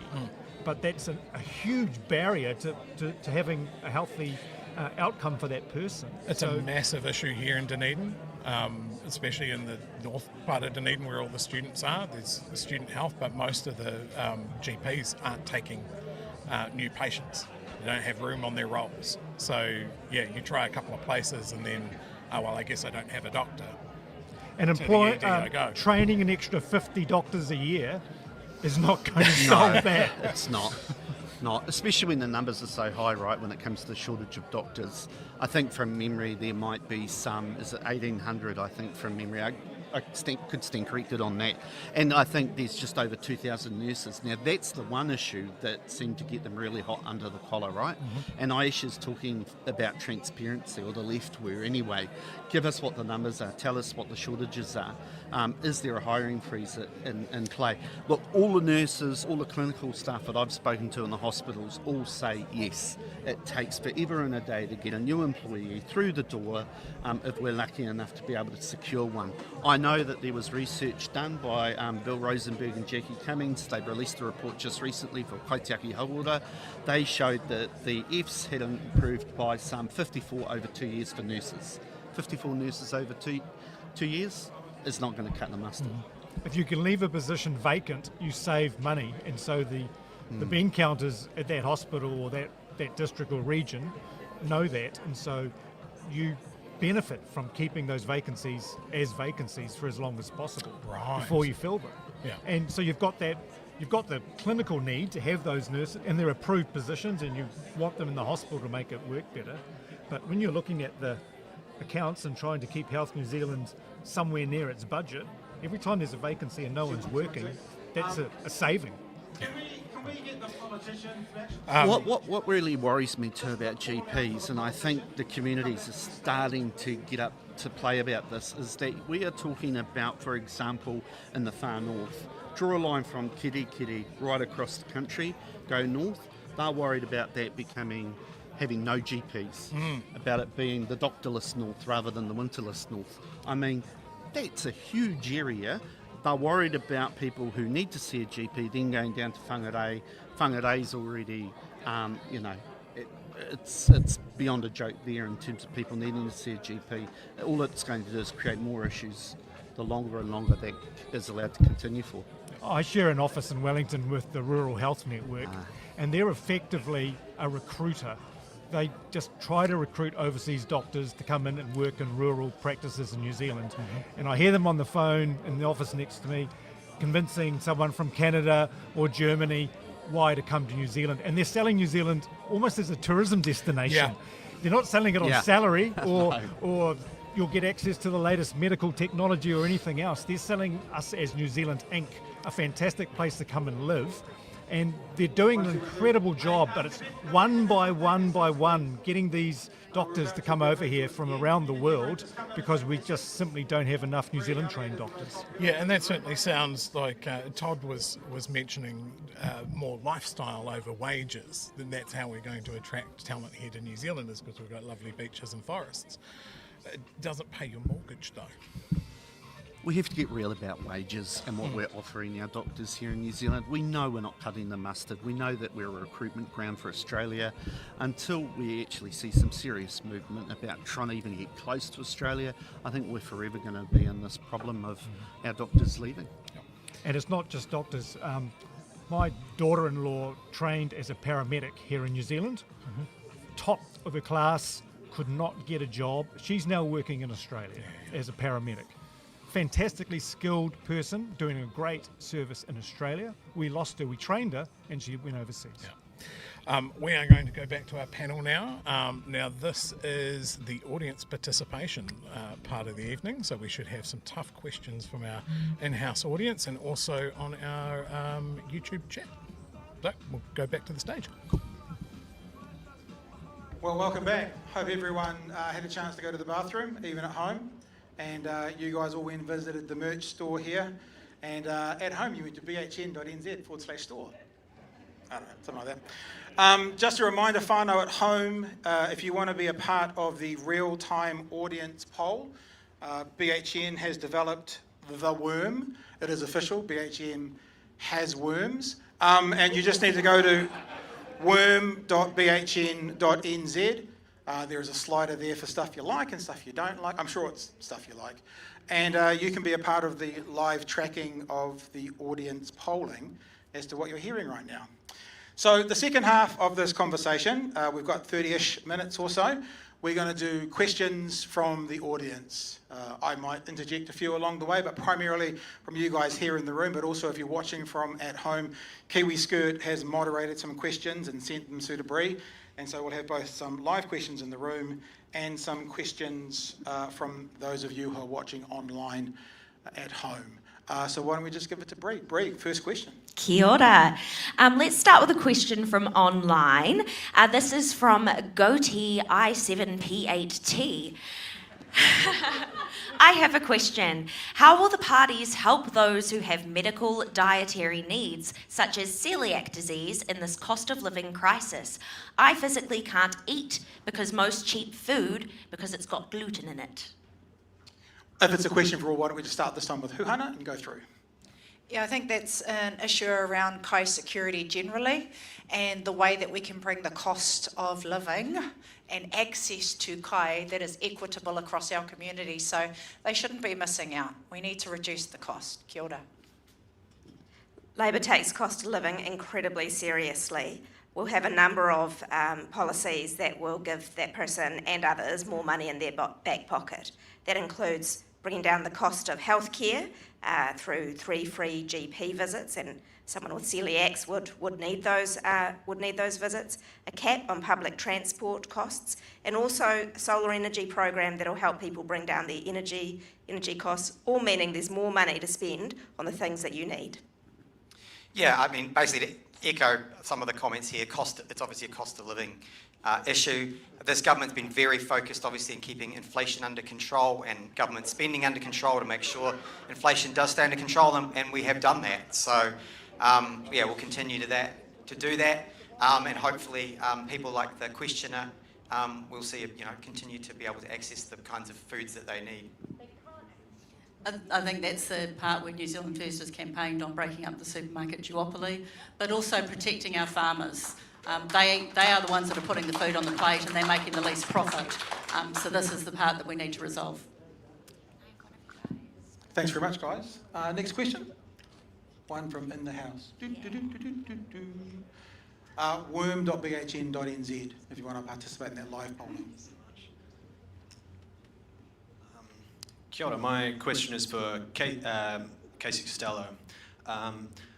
I and many members of my community have been appalled by your party's poorly written law to write transgender, intersex and non-binary identities out of effective legal recognition. This bill, aside from being unnecessary state intervention into the gender identities of individuals, could lead to the lived reality of transgender people being disregarded by healthcare providers, which would negatively impact the mental health of the transgender community. How is legislation that makes the lives of minority community more difficult conducive to the health of the country?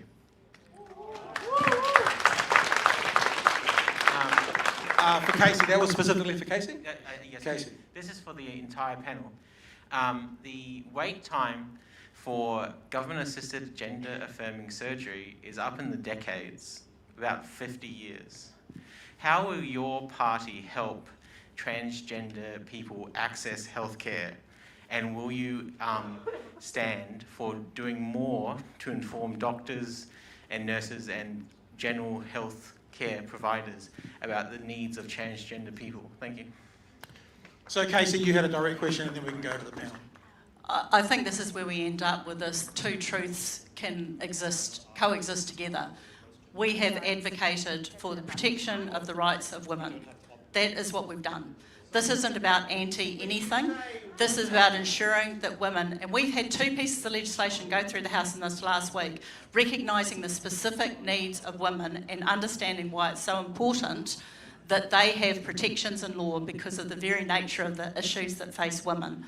The fact that we're advocating for a legal definition of women does not diminish the rights of anyone else.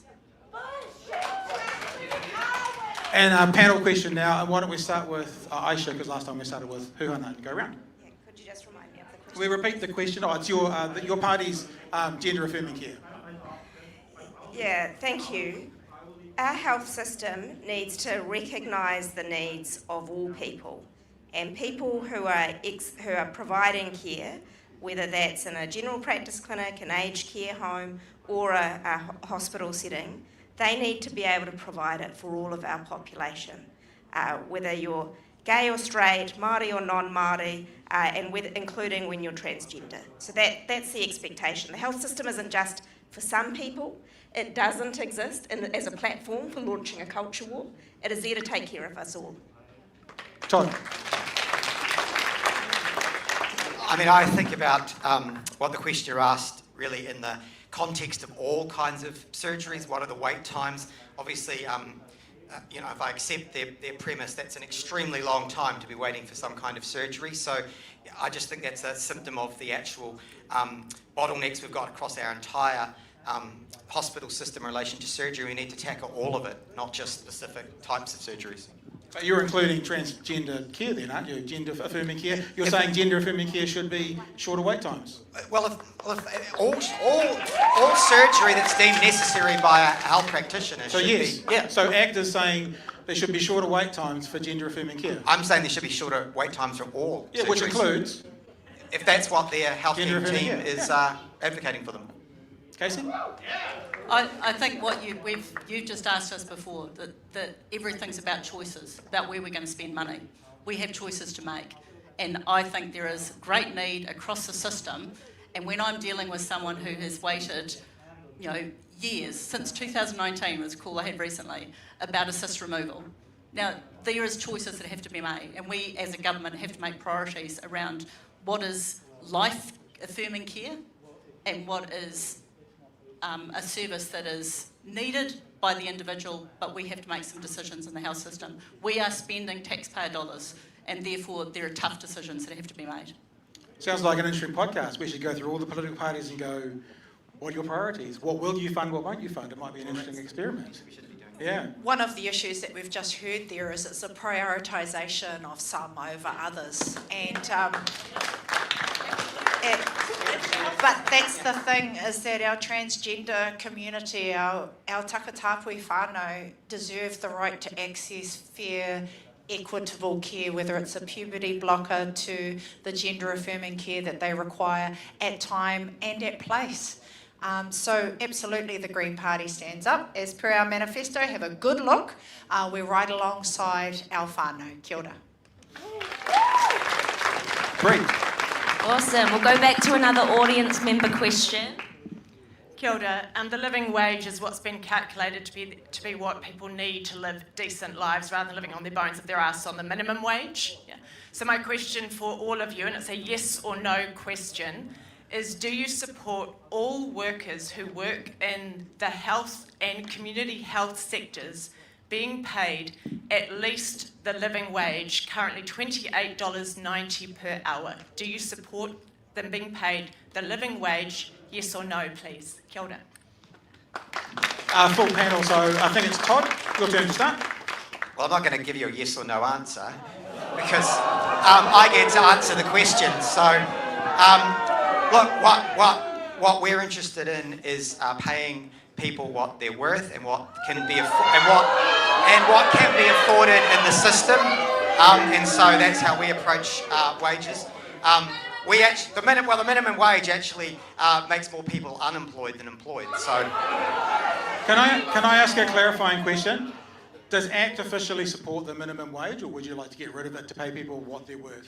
well, look, yeah, we've tried to keep the minimum wage increase reasonable because actually, But yeah, you support the minimum it wage. does actually lead to more people being unemployed, and particularly young workers. Casey? I mean, I'm not going to make policy decisions on the fly, but what I will say is our coalition agreement had in it to ensure that the minimum wage increases continued. We have continued to advocate it for New Zealand First. And the question about the living wage? I'm not going to make policy decision on the fly. We have made decisions around the minimum wage and we'll continue to support this and we will continue to tackle the cost of living. So fair to say, I understand not making policy decisions on the fly, but at the moment there is no policy around the living wage. At this stage, there's no policy. Huhana? We absolutely stand up for the right to have at least the living wage for our kaimahi. You're worth it. You're worth it.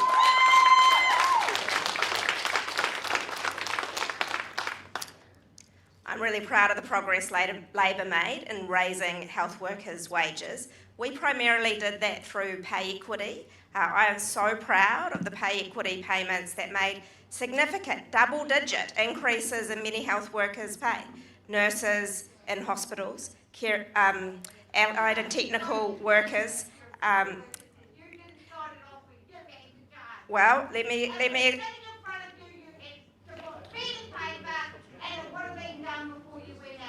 Well, can I tell you the truth about that is that we couldn't resolve that one. That's absolutely right, and that's what we are determined to come back, undo the repeal that the government has done, and made sure that pay equity and women being paid what they're worth is a vehicle for raising wages in the health sector again. At what time frame?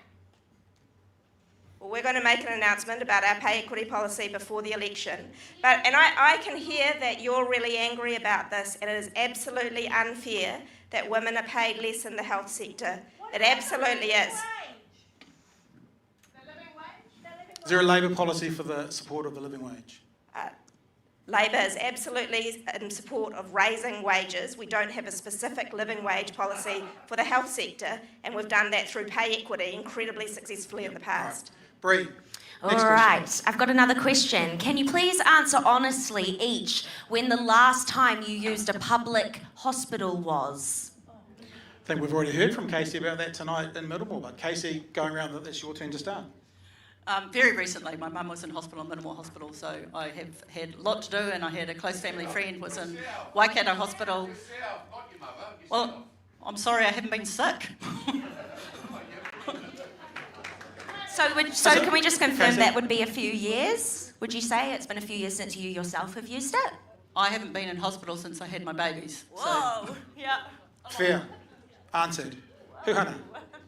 As a parent, during COVID, I was in hospital for a really long time with one of my children, and want to pay tribute to those kaimahi who looked after us in really trying circumstances. So that's the closeness that I've had thus far. Yeah. I had a short trip to hospital in the last year in Wellington, and I had another reason to see how our health system works up close. Over 18 months ago, my dad got stage 4 melanoma, and he was looked after in Invercargill Hospital, Dunedin, including by one of my friends here tonight, and also in Christchurch Hospital. So one of those experiences where rural people have to travel a lot to access the health system. I sat by his bed an awful lot, and just saw some of the realities of current nursing as well. A lot of the fragmentation of care, that's the reality in the health system now. And one of the things it made me see that I didn't see when I was a doctor, one of the things it made me see is the pressure that we put on families to be the glue that holds all the transport arrangements and the discharge arrangements together, and that's something that, were I to be Minister again, I'd like to have the chance to do differently. Todd? Yeah, I'm lucky enough to have been in good health, so for the last 3 years I have not personally used a public hospital.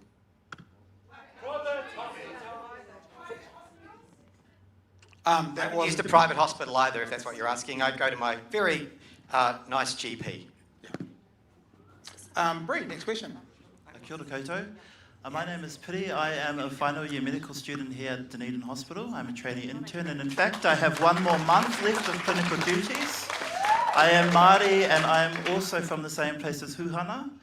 So my question, coming underneath the Equitable Pathways Program for Māori Pacifica, rural health, socioeconomic and migrant persons into medical pathways, my question for you is, although the argument of meritocracy says that I have stolen a place from someone who has top grades do not line with the skill set of an adept doctor.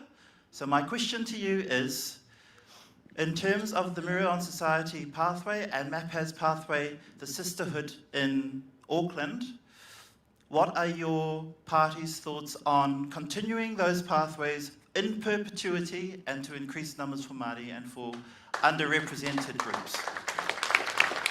So, Māori admissions category, critical support systems like Healthline, Māori Pathways and Community, Te Haiora, frameworks aimed at health equity. Huhana, we're back to you, aren't we? Yeah, want to recognise the MAPAS pathway that's available, and that Piri is going to be a graduate soon and come home to Whangarei and work for his community. But we need to continue that program as well as our rural pathway and expand them. And we need to expand more now than ever, because we know that Māori Pacific rural kids, they stay. When you train them, they will stay in our communities. It's an investment for our future.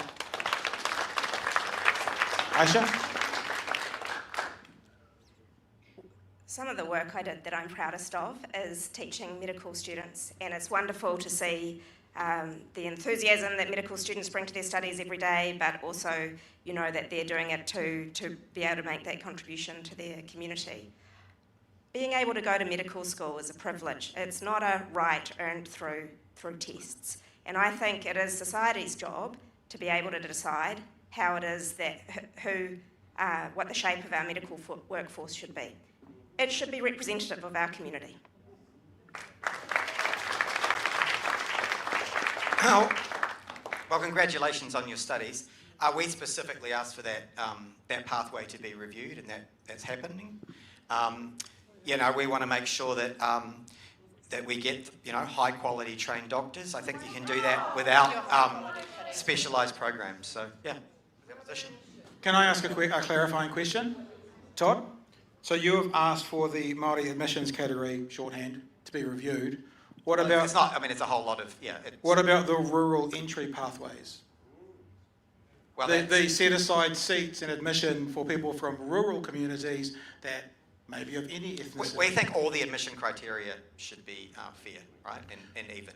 I mean, this might be unfair. I might be biased here. And we've also now got the Waikato Medical School, which is obviously a focus on it seems that rural the ACT doctors. Party in particular talks a lot about Māori admissions, and those aren't fair. I don't think I've ever heard you guys talk about rural admissions, almost like you're putting more weight on one than the other. Is my observation fair or not?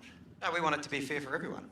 How many times have you spoken publicly about the rural admissions? Well, I don't know. You've got a figure, obviously, in mind. No, I don't. All right, so yeah, I don't know either. Okay, Casey. Yeah, we believe in meritocracy. I mean, it is an absolute in terms of making sure people graduate. We want to set them up for success, and the more we can do to get people into that pathway to ensure that they are meeting those standards, the investment in education is critically important. Ensuring people are achieving their goals in life is critically important, but achieving it on merit, there's nothing wrong with that. Being aspirational is a good thing. I think we need to recognise Dr. Shane Letty is a graduate of the MAPAS program. He is a graduate. So, you know, if you want to see quality graduates, we had the Minister of Health for a while there. Just saying. Next question, yeah? Kia ora. There's been a bit said tonight about the shortage of medical specialists in this country, but where that may be even more of a problem is that there is we effectively have a two-tier medical system here, right? We have the public health system and the private health system. So rather than a policy question, I want to ask you personally, would you commit to, for the foreseeable future, exclusively using the public health system and not skipping the queue and using the private health system? So I think we're starting with Ayesha this time. Will you guys forego using private healthcare personally and As a person, as you, and not use private healthcare at all? If your question is, do I have private medical insurance and do I use private specialist surgeons, I am happy to say I will forego it. I do not have private medical insurance. I want to use a public system. But your question was actually, do I use the private system? And the sad thing is, even though I want to use the public system, all GPs are private. Yeah. So yeah, I do. Yes, yeah. Todd? Well, no, I mean, that's a hypothetical question. I mean, I have no idea what illness I might come down with. I might need to go to a private facility. Does that mean that there's surgeries or something that are offered private that aren't offered public? Why would it be different? A potential. I mean, it's a hypothetical question. So no, I'm not going to rule that out. You're the health spokesperson for ACT. You don't know if there's different surgeries offered private than there is publicly? Well, it depends. Well, there are going to be different wait times. There might be different availability. There are actually different ways surgeries are done. For example, the types of surgical techniques can be different between the public and private sectors. That's true. Okay. Casey? I mean, I reiterate what Dr. Verrall says, is that we have, and to a large extent in a lot of areas, a publicly funded, privately delivered system. The aged care system is the perfect example of that. We have publicly funded, privately delivered services. To say we won't use privately delivered services is an anomaly. If the public is funding you to go to a private service, of course you'd use the private service. That is the publicly funded, privately delivered service. If you want aged care, it is publicly funded, privately delivered. GPs are publicly funded, privately delivered. There is a range of services that we are privately delivered. Community pharmacy, pathology. Huhana? Yeah, the Green Party has been really clear over a number of years that we want to support ongoing access to publicly funded services and ultimately working alongside our GPs to see more community delivery that is publicly funded by us for our communities, iwi health providers, etc. One of the challenges that I have seen personally myself is how hard it is to get appointments and get access to care. And just trying to get an MRI right now is so hard. And wait times are excessive for anybody in our community. Right now we have to fuel up the health system. We need to be able to provide access to services no matter where you come from in the community. I haven't accessed private healthcare myself, and I don't even know whether I could afford it if it was to drop out of the air and help my knee recover, because I need my knee to recover. But that's the thing, the Green Party does want to see public health care that is free and accessible, just like our free dental policy. Brie, looks like you've got an online question. Yes. Can you please ask Todd what David Seymour meant at his Christchurch Town Hall? What is meant by hiring a team of hard-ass doctors under MSD to assess if disabilities on MSD are legitimate? Well, I wasn't at the meeting, but what I think David's referring to and the question is referring to is the independent medical assessment of people accessing benefits. What does he mean, though? I mean, well, the what issue he means is actually having... But it evokes this idea of on the attack, hard-ass, tough, rough. That's what it evokes. And to me, at least, and maybe I'm the odd one in the room here, it makes it feel like we're going after them. We've got the hard-asses coming in there and going after these people who are maybe scamming the system. Well, that's right, yeah. Let's make sure that if they need to qualify for a benefit, it's actually been properly assessed by an independent medical specialist who just does that. Yeah. Again, Todd, I'll say I appreciate that you guys just say this is who we are. It's like it's refreshing on some level. So, does anyone else want to speak to that? Like, It's just an example of punching down on those most vulnerable in our So the question is. The question is about assessing people on a disability. Or making sure we actually get the right people on benefits and those who don't need it. Yeah. I mean, Casey, do you think that there's a problem in that world at the moment? Like, are people scamming the system in that world, and do we need to, my word, kind of crack down on it? it's already being paid for, madam. I mean, I don't have visibility, but I think we all would consider that it would be appropriate to ensure that the money is going to those who most need it. We just talked about a need-based system. Those who need it should get it. And I think that's fair enough, that this again is using our taxpayer money and having a system that checks that it is going where it's most needed. I don't think anybody would disagree with that. I'm sorry, I'm ill-informed. I don't have the data in front of me. Maybe Huhana or someone else does. The amount of deceit or ill-gotten gain under the WINS banner versus, for example, under the tax banner is disproportionate. How much effort are we? Hang on. Well, if we come prepared for a welfare tax debate, we might have had the figures. How much effort are we putting in? Are we putting in a hard-ass group of accountants? Absolutely. I mean, IRD have a major compliance program. So that's a part of it as well. Yeah. No, compliance is on individuals and businesses. Yeah. Look, I think this is we actually invested a lot more in the last budget on their compliance function. Well, I think mental health's a really good question, because one of the, I think David Seymour's starting a fool's errand here. There are a lot of things that, a lot of illnesses that lead to people being unable to work, that you cannot take a sample, look at it under the microscope and figure out why the person can't work. And so I'm not sure if that sort of program will help, but certainly making sure that people have the right psychological and other work support and opportunities to retrain is the way to go. You're nodding, Huhana, before we go for the next question. Do you want to add anything? Just absolutely total the fact that it's a complex issue and that you can't just put a hard-ass doctor there to have a firm line on a person and the disability at place. It takes time, and while that assessment's being undertaken, make sure that they're being cared for. Brie. All right, we've got one here from Julia Fisher online. How can you live longer in your own home if you can't afford to eat, pay for power and transport costs? I forgot who we're up to. I think we might have done Ayesha last. So Todd, do you want to start that panel answer?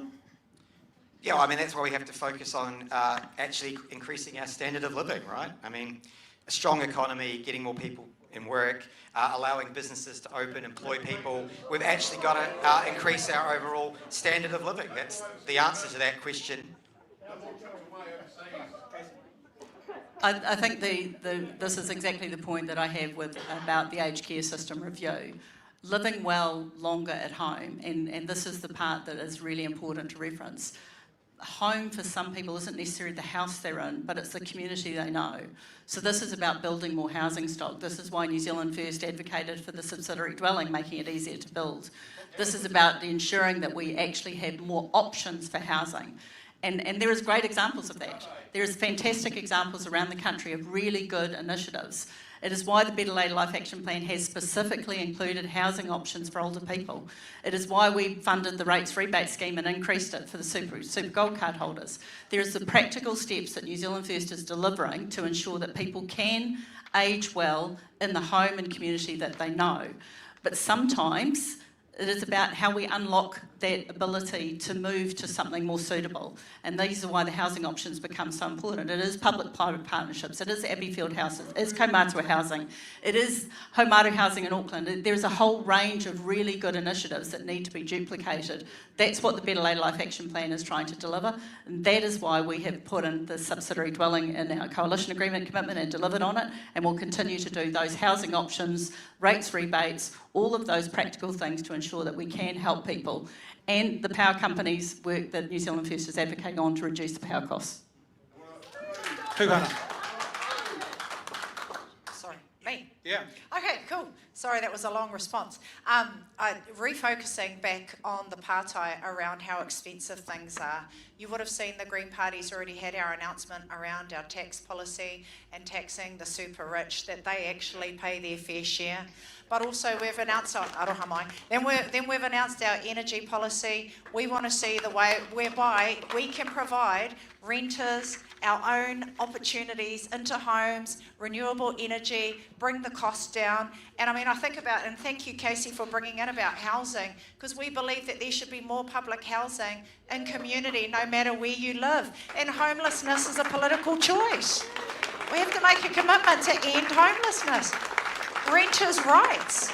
You know, the no-cause evictions is causing huge stress in our community as people lose their homes for no apparent reason. We are not in the steering wheel anymore as renters, and prices continue to go up. These are all legal. Nah, they do. I'm working with whānau right now who cannot afford to rent a home in Whangarei. You know, so tautoko, absolutely. It's a really, really hard time right now, so we need to put regulation in place and support the redistribution of wealth across our communities.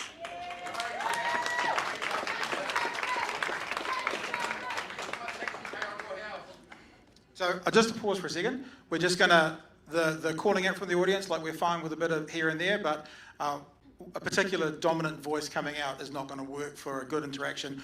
We want these guys to be heard, we want conversations to be had, so just a heads up, give these guys a chance to answer. And you can disagree with them, or you can disagree with them with your vote. We just want them to be able to be heard as well. For seniors, the cost of living is as big an issue, if not more, than everyone else, especially if you're on a fixed income. Labour is proudly the party that invented superannuation, that invented KiwiSaver. We have committed to keeping the age of superannuation the same. And we're also the party taking the cost of living incredibly seriously. All of our announcements ahead of this election so far have been about the cost of living, being able to bring down your energy bills through solar that is available for low and middle income people, including for renters. Making sure that healthcare, which is particularly important for everyone, but also older people, is affordable with 3 free GP visits and free prescriptions. Can I just get a clarifying question on that? Because I've read the stats, but I don't have them in front of me. How much has rent gone down, Todd? Well, in some regions, it definitely has gone down, and the percentage-wise, and the rate that it's increasing has definitely reduced. Yep. So the rate that it's increasing would imply it's going up. Well, I just said in some regions it's gone down. What is it going down? What kind of percentage? I will get you those figures. Okay. The reason I ask, and because it's not an economics debate. To be honest, we say this in the show about other parties as well, not just you guys, but about Labour and us, is that I think what people need now, have always needed at a place we're at today, is meaningful change, to make meaningful differences.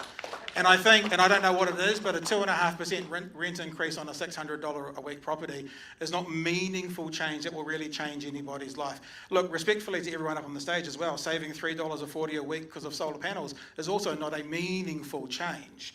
But amongst a host of policies that might make the difference. So I guess standing here as a voter, an undecided voter, I'm looking, for me personally, where I stand in the world, to the parties that are making the biggest meaningful change to the most vulnerable in New Zealand. That's where my vote's going to go this year.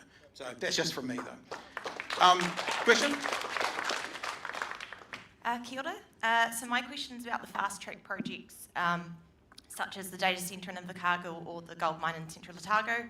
There are concerns about the cancer risks from water pollution, heart disease risks from noise pollution, and respiratory disease risks from air pollution.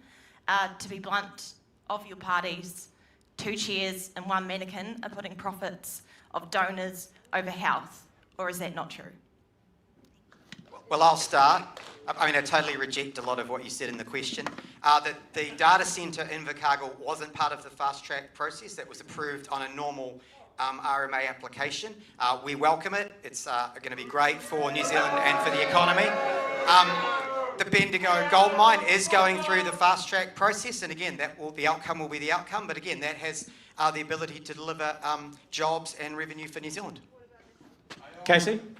Absolutely, I support the fast track process. This is about growing our economy. We've all asked for more money, we've all asked to do more, for the government to do more. We need first world wages, we need better jobs, we need jobs that are accessing our natural resources and ensuring that we can make money. This is about everything that you've asked for needs a buoyant economy. And the fast track system isn't just about building, it's about building houses. The fast track system is renewable energy. The fast track system is irrigation projects. The fast track system is doing all the things that we need to do to make the cost of living easier and to grow jobs. That was a question aimed at the government, but you're welcome to respond to it as well, Huhana and Yeah, Ayesha. I mean, the fast track is also bringing back zombie projects like the Ruataniwha Dam. You know, let's not be fooled. The Green Party is really clear in terms of fast track that we are committed to revoking the fast track projects relating to hard rock, gold, sand mining like us up in Green Bay. You know, all the hard rock. It's just so hard on our communities and on hapu iwi voice. We're locked out of the process by and large. Now you can say, yep, fast track a few houses and kei te pai tērā, but when there's the environmental hazards and communities are really clear on what they'll agree to and what they won't, the fast track process puts the applicant in the driver's seat. It's changed markedly since it was first introduced. So tautoko the concerns of local communities, absolutely. And sometimes the fast track applicant is an iwi. Yeah, and I want to defend their right to use that system for things of social benefit. But when you have the likes of the Ruataniwha Dam, where I was just in Hawke's Bay yesterday, and the iwi, the haukainga, the hapu absolutely defend the right to protect the Ruataniwha area, they don't tautoko that. How does that benefit them? Ayesha?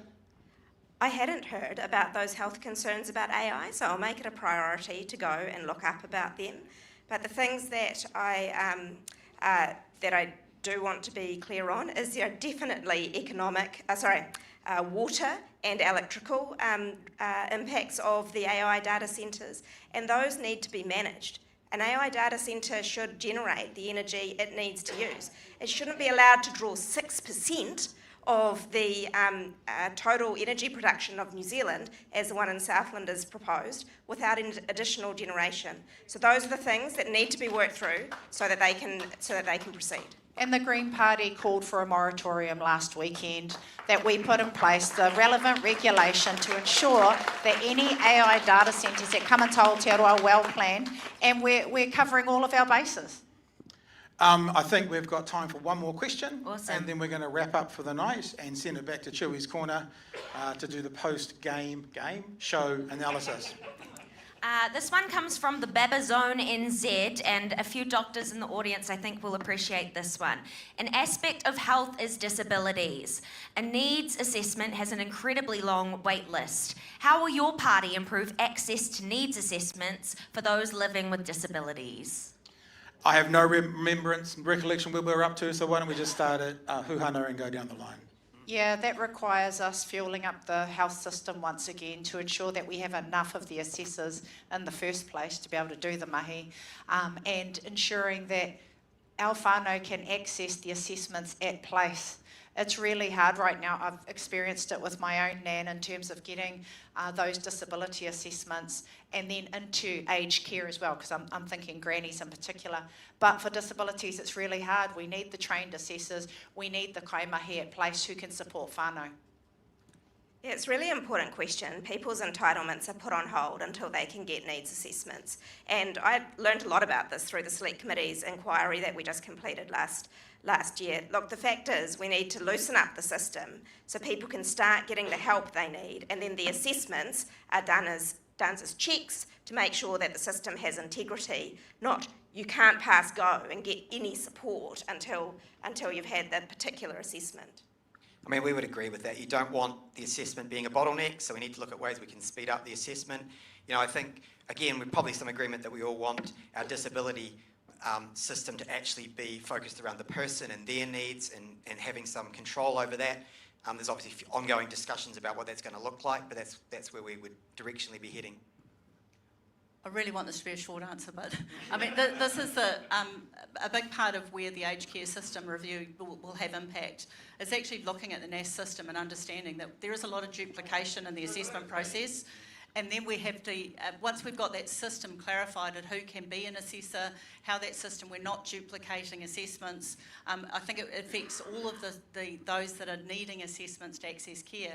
But further than that is actually people not even understanding what their entitlements are. And as I've travelled the country doing the Better Later Life Action Plan roadshows, 19 regions around this country and I've visited, and the number of people sitting in those rooms who aren't aware of the entitlements that they can have, even without assessments, just actually understanding what entitlements are. So there's a whole lot of work we can do around navigation of the system.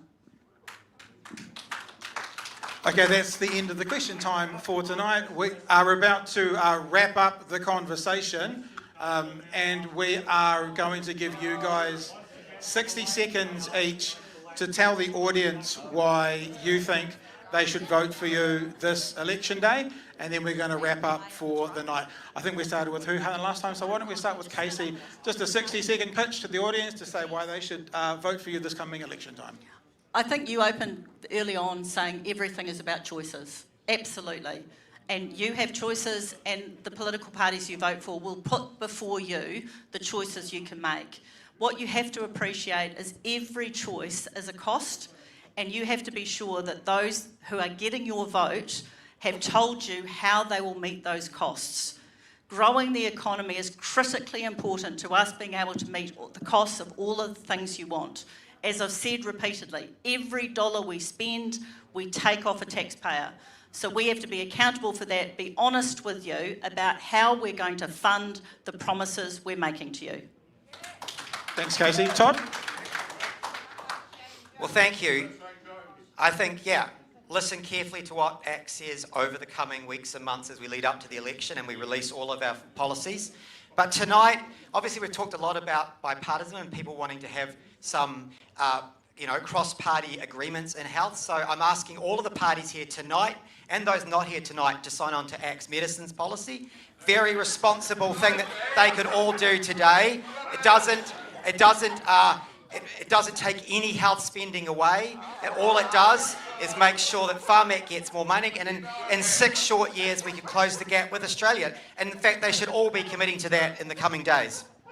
Thanks, Todd. Ayesha?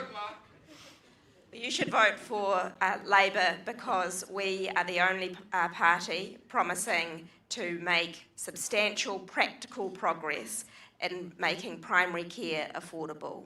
3 free GP visits, free prescriptions, free maternity scans and cervical screening, all on the Medicard. This is a substantial change to help you get care when you need it. You shouldn't have to miss out because you've got other more pressing bills to pay. When we make sure people get the care they need in the community, we can intervene early, keep people well, and stop small problems becoming big problems that end up with people going to hospital, with crowded emergency departments and blown out wait lists. Huhana. The Green Party absolutely stands up for the right of all New Zealanders to good health. And right now, we have a system that doesn't prioritise the health and well-being of all New Zealanders. We have enough for all of us to thrive. It's a political choice where we spend the dollar. And as the Green Party, we believe it should be publicly delivered for and on behalf of those communities at place, wherever you live, that you can access a doctor, a nurse, and free oral health services. It's simple stuff, but it is a political choice. So of course, we want to go harder and we want to see more going out into our communities. Kia ora. Thanks for joining us tonight. Big thanks to the Honourable Casey Costello, Todd Stephenson, Honourable Ayesha Verrall, and also Huhana Lyndon for Hawke's Bay tonight, yesterday, Dunedin tonight. It's a step up, yeah? For coming along. For those of you who don't know who we are and you've stumbled across us in some horrific algorithm, we're hosting 3 more of these debates over the next 6 weeks. The next debate is talking about Māori issues, treaty issues, and that's in Auckland at Aotearoa College in 2 weeks from tonight. Tickets are available right now on bhn.nz/debates. 2 weeks after that, we're in Wellington, and we are discussing finance. We're doing the economy debate in Wellington 2 weeks after that. And 2 weeks after that, we're back in Dunedin, where we are doing our last debate on education at the museum. If you want to find out more about what we're doing, bhn.nz is where you find it. If you'd like to come along to any of those debates, bhn.nz/debates. The Auckland tickets are available now. The Wellington tickets will be available within the next few days. Thank you so much for joining us tonight. Wherever you sit politically, can we at least give a round of applause to the people for participating tonight?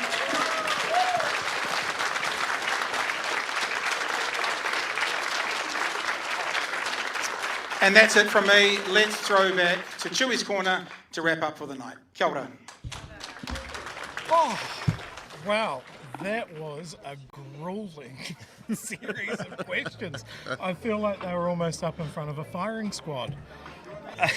For some of them, yes, I think Huhana probably felt the love of the room the most. Yeah, agreed. And spoke well. But I actually thought, from a debating point of view, that Casey was my standout from a debate point of view. Mm-hmm. She didn't necessarily have the sympathy of the room, but she made her points quite strongly, even those that you could tell the audience weren't really lining up with. She was certainly vulnerable on smoke-free legislation, and we talked about that earlier. But I thought she did well from a debating point of view. Yeah, I think they're pretty fair reflections, actually. And Casey Costello, I had never heard her speak before, but she certainly did present herself very well. She had pretty thorough arguments. Again, she did get, in front of the firing squad when it came to the smoke-free legislation. There are still unanswered questions around that. In terms of love of the room, absolutely agree. I think Huhana won that part of it. In terms of least favourite, I think Todd Stephenson. And I think with Todd also probably the weakest in his answers. Like for someone that is the health spokesperson for ACT, some quite clear lack of I'm not across those figures. I don't have that. I don't know about that. For someone that is coming to a debate on the health system, that kind of surprised me a little. Yeah, I mean, I think Todd's speciality is actually to do with Pharmac. He's the Undersecretary for Pharmac, works under David, and clearly that's his focus, and that's what he wanted to talk about a lot this evening, even at the end point, vote for ACT, because this is our medicine policy. But, the second half of that debate, to me, was a lot to do with about cost of living, not necessarily strict health issues, but they do in some way, shape or form have an impact on health. And I thought, it was really interesting to hear what the audience wanted answers to. Yeah, what they felt was important, which was food, housing, cost of living, and some very strong questions from the trans community as well about what about us. Absolutely. And can I just say, you did have one very specific question up front, and it was the celiac patient talking about, the cost of living has gone up. I'm really struggling to buy gluten-free food. Can I just say, if they're still watching this podcast, go and see your doctor, because I am aware that Pharmac does subsidise some foods, and I hope that you can get access to those. Cool. I think the other aspect of the debate was the lack of National being here. Yeah. Yes. So that meant we surprisingly had almost no talk of health targets, which is what the government has been all about. And so, health targets, they focus the mind, but they also have some perverse incentives. The health system starts tailoring itself towards meeting those quarterly targets. But for anyone involved in the health system at the moment, those targets are up there in lights, and we didn't really hear about those tonight, which maybe that's a good thing. Yeah, I was ruminating on that in the second half, is that we have a major party and 3 smaller parties, and we're missing the major party of the government. So when we're talking about the 2 big parties that are going to have the lion's share of government, whichever way it goes, we only have half the answer. Yeah, it was really disappointing they didn't show. And, fair enough, you stuck a mannequin up there to the side of the stage. You know, this is about political debate. This is about democracy. This is about people having the choice and hearing firsthand from the politicians what their policies are. And, okay, you know, clearly you guys are positioned where you are on the political spectrum. I actually thought Pat handled that particularly well. I didn't get a sense of bias or what have you. You gave everyone a fair shot. You know, national, I think you let the team down. I think you let the country down by not showing up.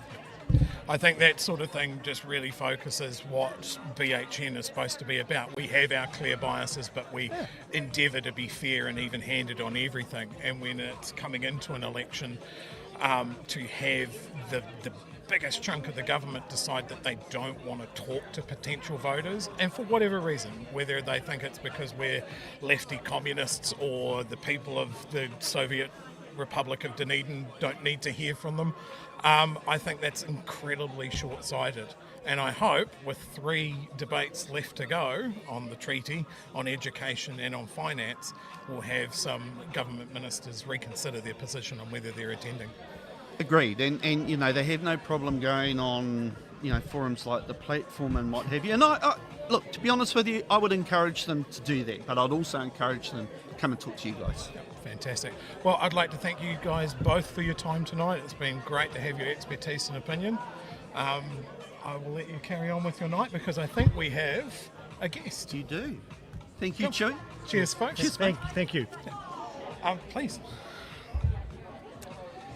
I thought I should stop by on my way out the door. Fantastic. Well, this is unexpected, but a pleasure. You've just run the Dunedin Gauntlet.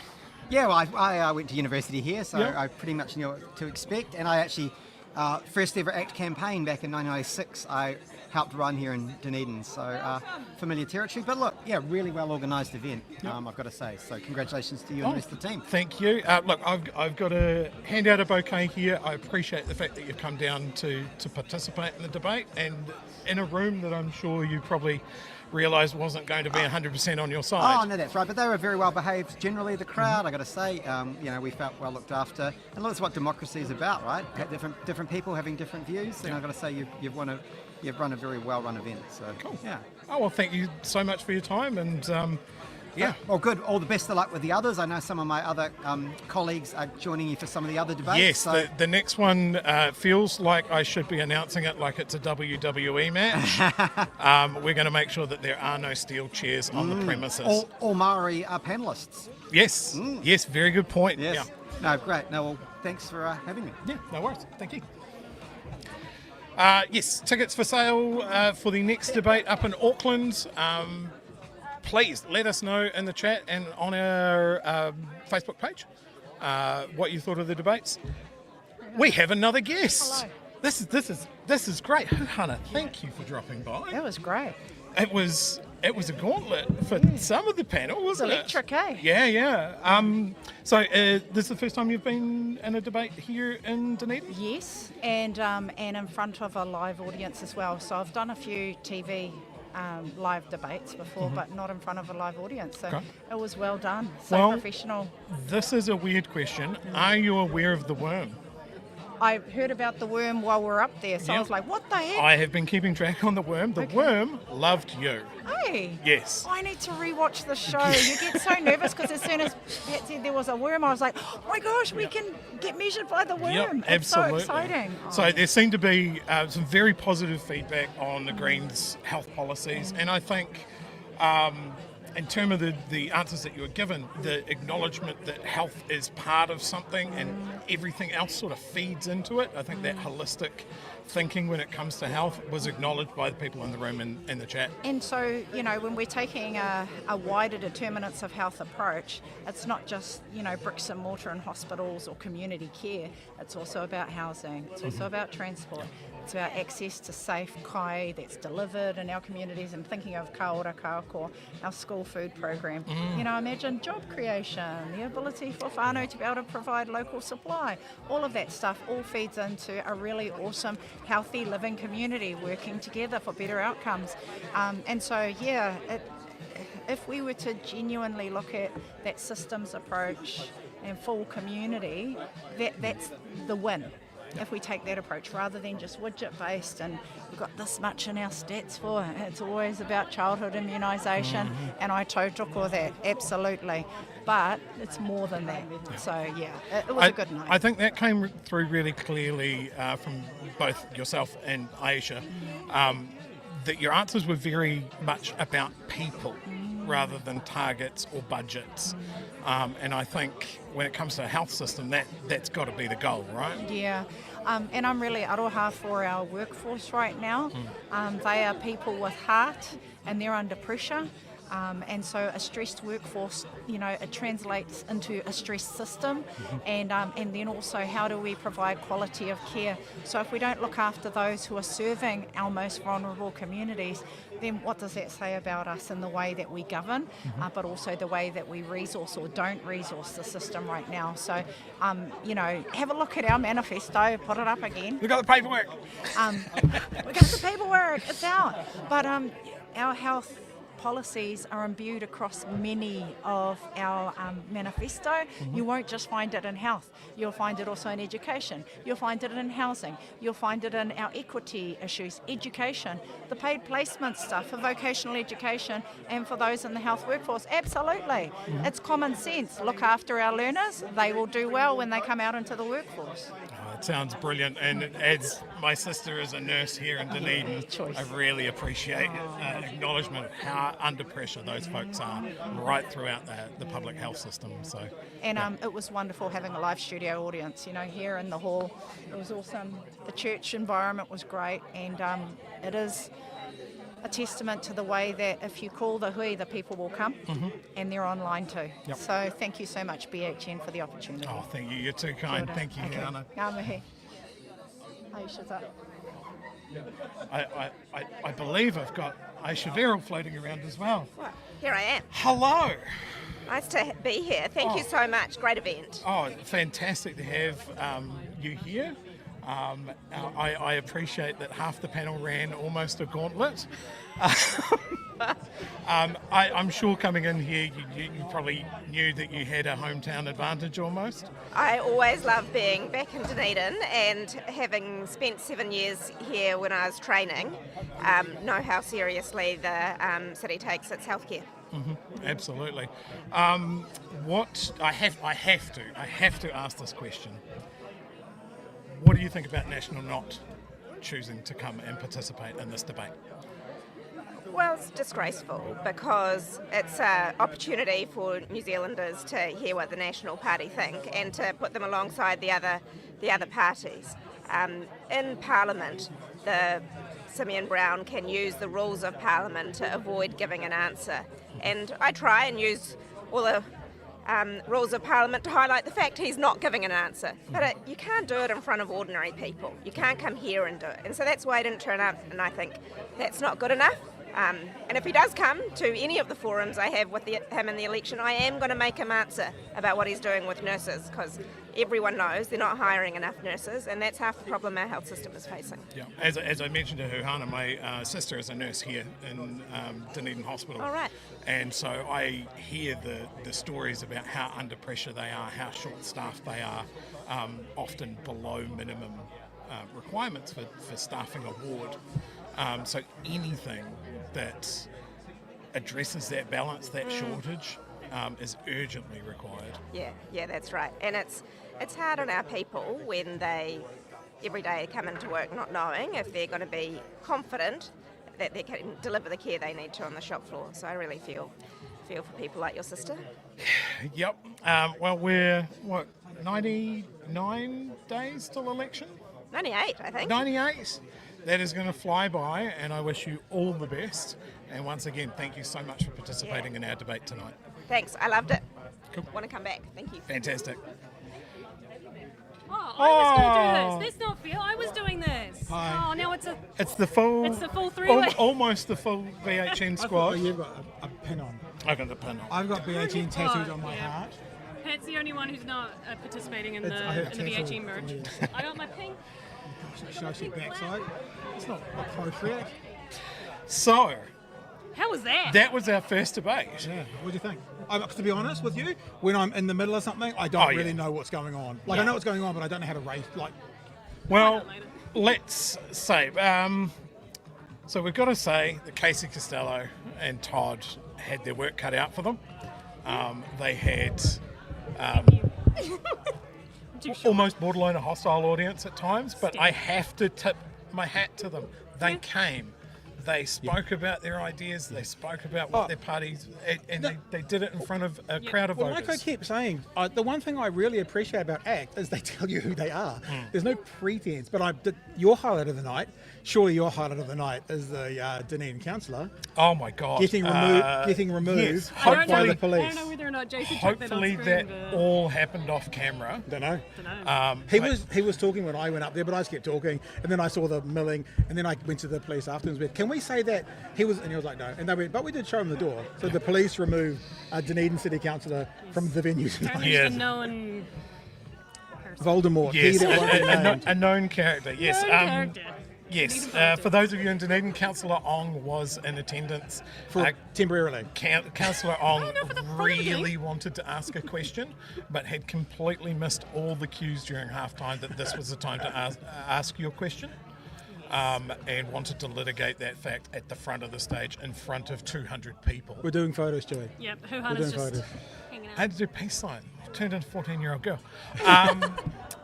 Yeah, so that was my highlight. I missed most of the audience questions around that time. So, yeah. Well, I hope people enjoyed it. I mean, you've said it a few times, Chewie, and I've kind of hinted at it. This is, I was going to say hundreds. It's probably thousands of hours of work, combined work, to get to this one. And so thank you so much to especially the patrons and to the groups who have supported us. We've had some grants from some financial groups and stuff. So thank you so much for all the work and the help that they've done. And 3 to go, guys. Next one's going to be the big one. I was just saying that I feel like when we talk about this next debate in Auckland that I need to be like a WWE announcer. I feel like there's people in the chat right now that we should be acknowledging. I want to go watch it live. Unreal? You're going to watch what live? Well, I think we should be talking to people in the chat, like we always do. That's a good point. Yeah, because we haven't got our Remember the time lag, though. Who's around? Oh, there we go. I can see Kiwi Skirt. I can see Weka NZ. Oh, TY Ponamu. The usual all you crew guys. in there. Good to be I here, had team. so many tabs open on my phone, keeping track of the worm, the chat, How did the worm go? our Discord. I wasn't watching. Worm was pretty good. In fact, for a big chunk of the debate, well, not a big chunk, 5-10 minutes, maybe tops, the worm was the only thing on the screen. So that was first night jitters. They could hear us, so it was fun. Yeah. I'm done. I'm going to go start packing down cameras and stuff. So thank you. Did you have a good time, Chewie, down in the corner? I did have a good time. I had fun time. I believe my guests were awesome. It was great to have the pollies make a run at the microphones afterwards as well. So this is the format for the next 3 debates. We've got kind of a commentary corner and the event on stage in Auckland. Tickets are available now. What do you reckon? End of this week we'll probably have Wellington up and... Oh, yeah. Yeah? Okay. It'll be Ayesha to dance. So by the end of the week we'll probably have Wellington available, and people are already asking me about our second Dunedin show. So bhn.nz just to check everything out, and .nz/debates if you want to specifically look at what we're about for the debates. And that's it. Chew, I'm going to leave now, and you can do a lovely wrap up like a professional broadcaster should. And then Jason can play the credits saying thanks to our patrons. Yeah. Big thumbs up. But actually, that's a good point. Big shout out to Jason, who's been running our tech all night tonight. He, apart from a gremlin that was not his fault, it ran like a smooth machine. He's also promised to pack up everything in this event by himself in 10 minutes. And he's going to start by unplugging this camera right now. Is that what's happening? He's zooming in because I'm too short. He's zooming in. Everything. He's zooming in What right you guys here, didn't buddy. see was I was Right standing on a here. box the entire time so I could operate the cameras. Anyway, that's us. Thank you for hanging out with us tonight, and we will do it all again in 2 weeks' time. Sounds fun. Bye.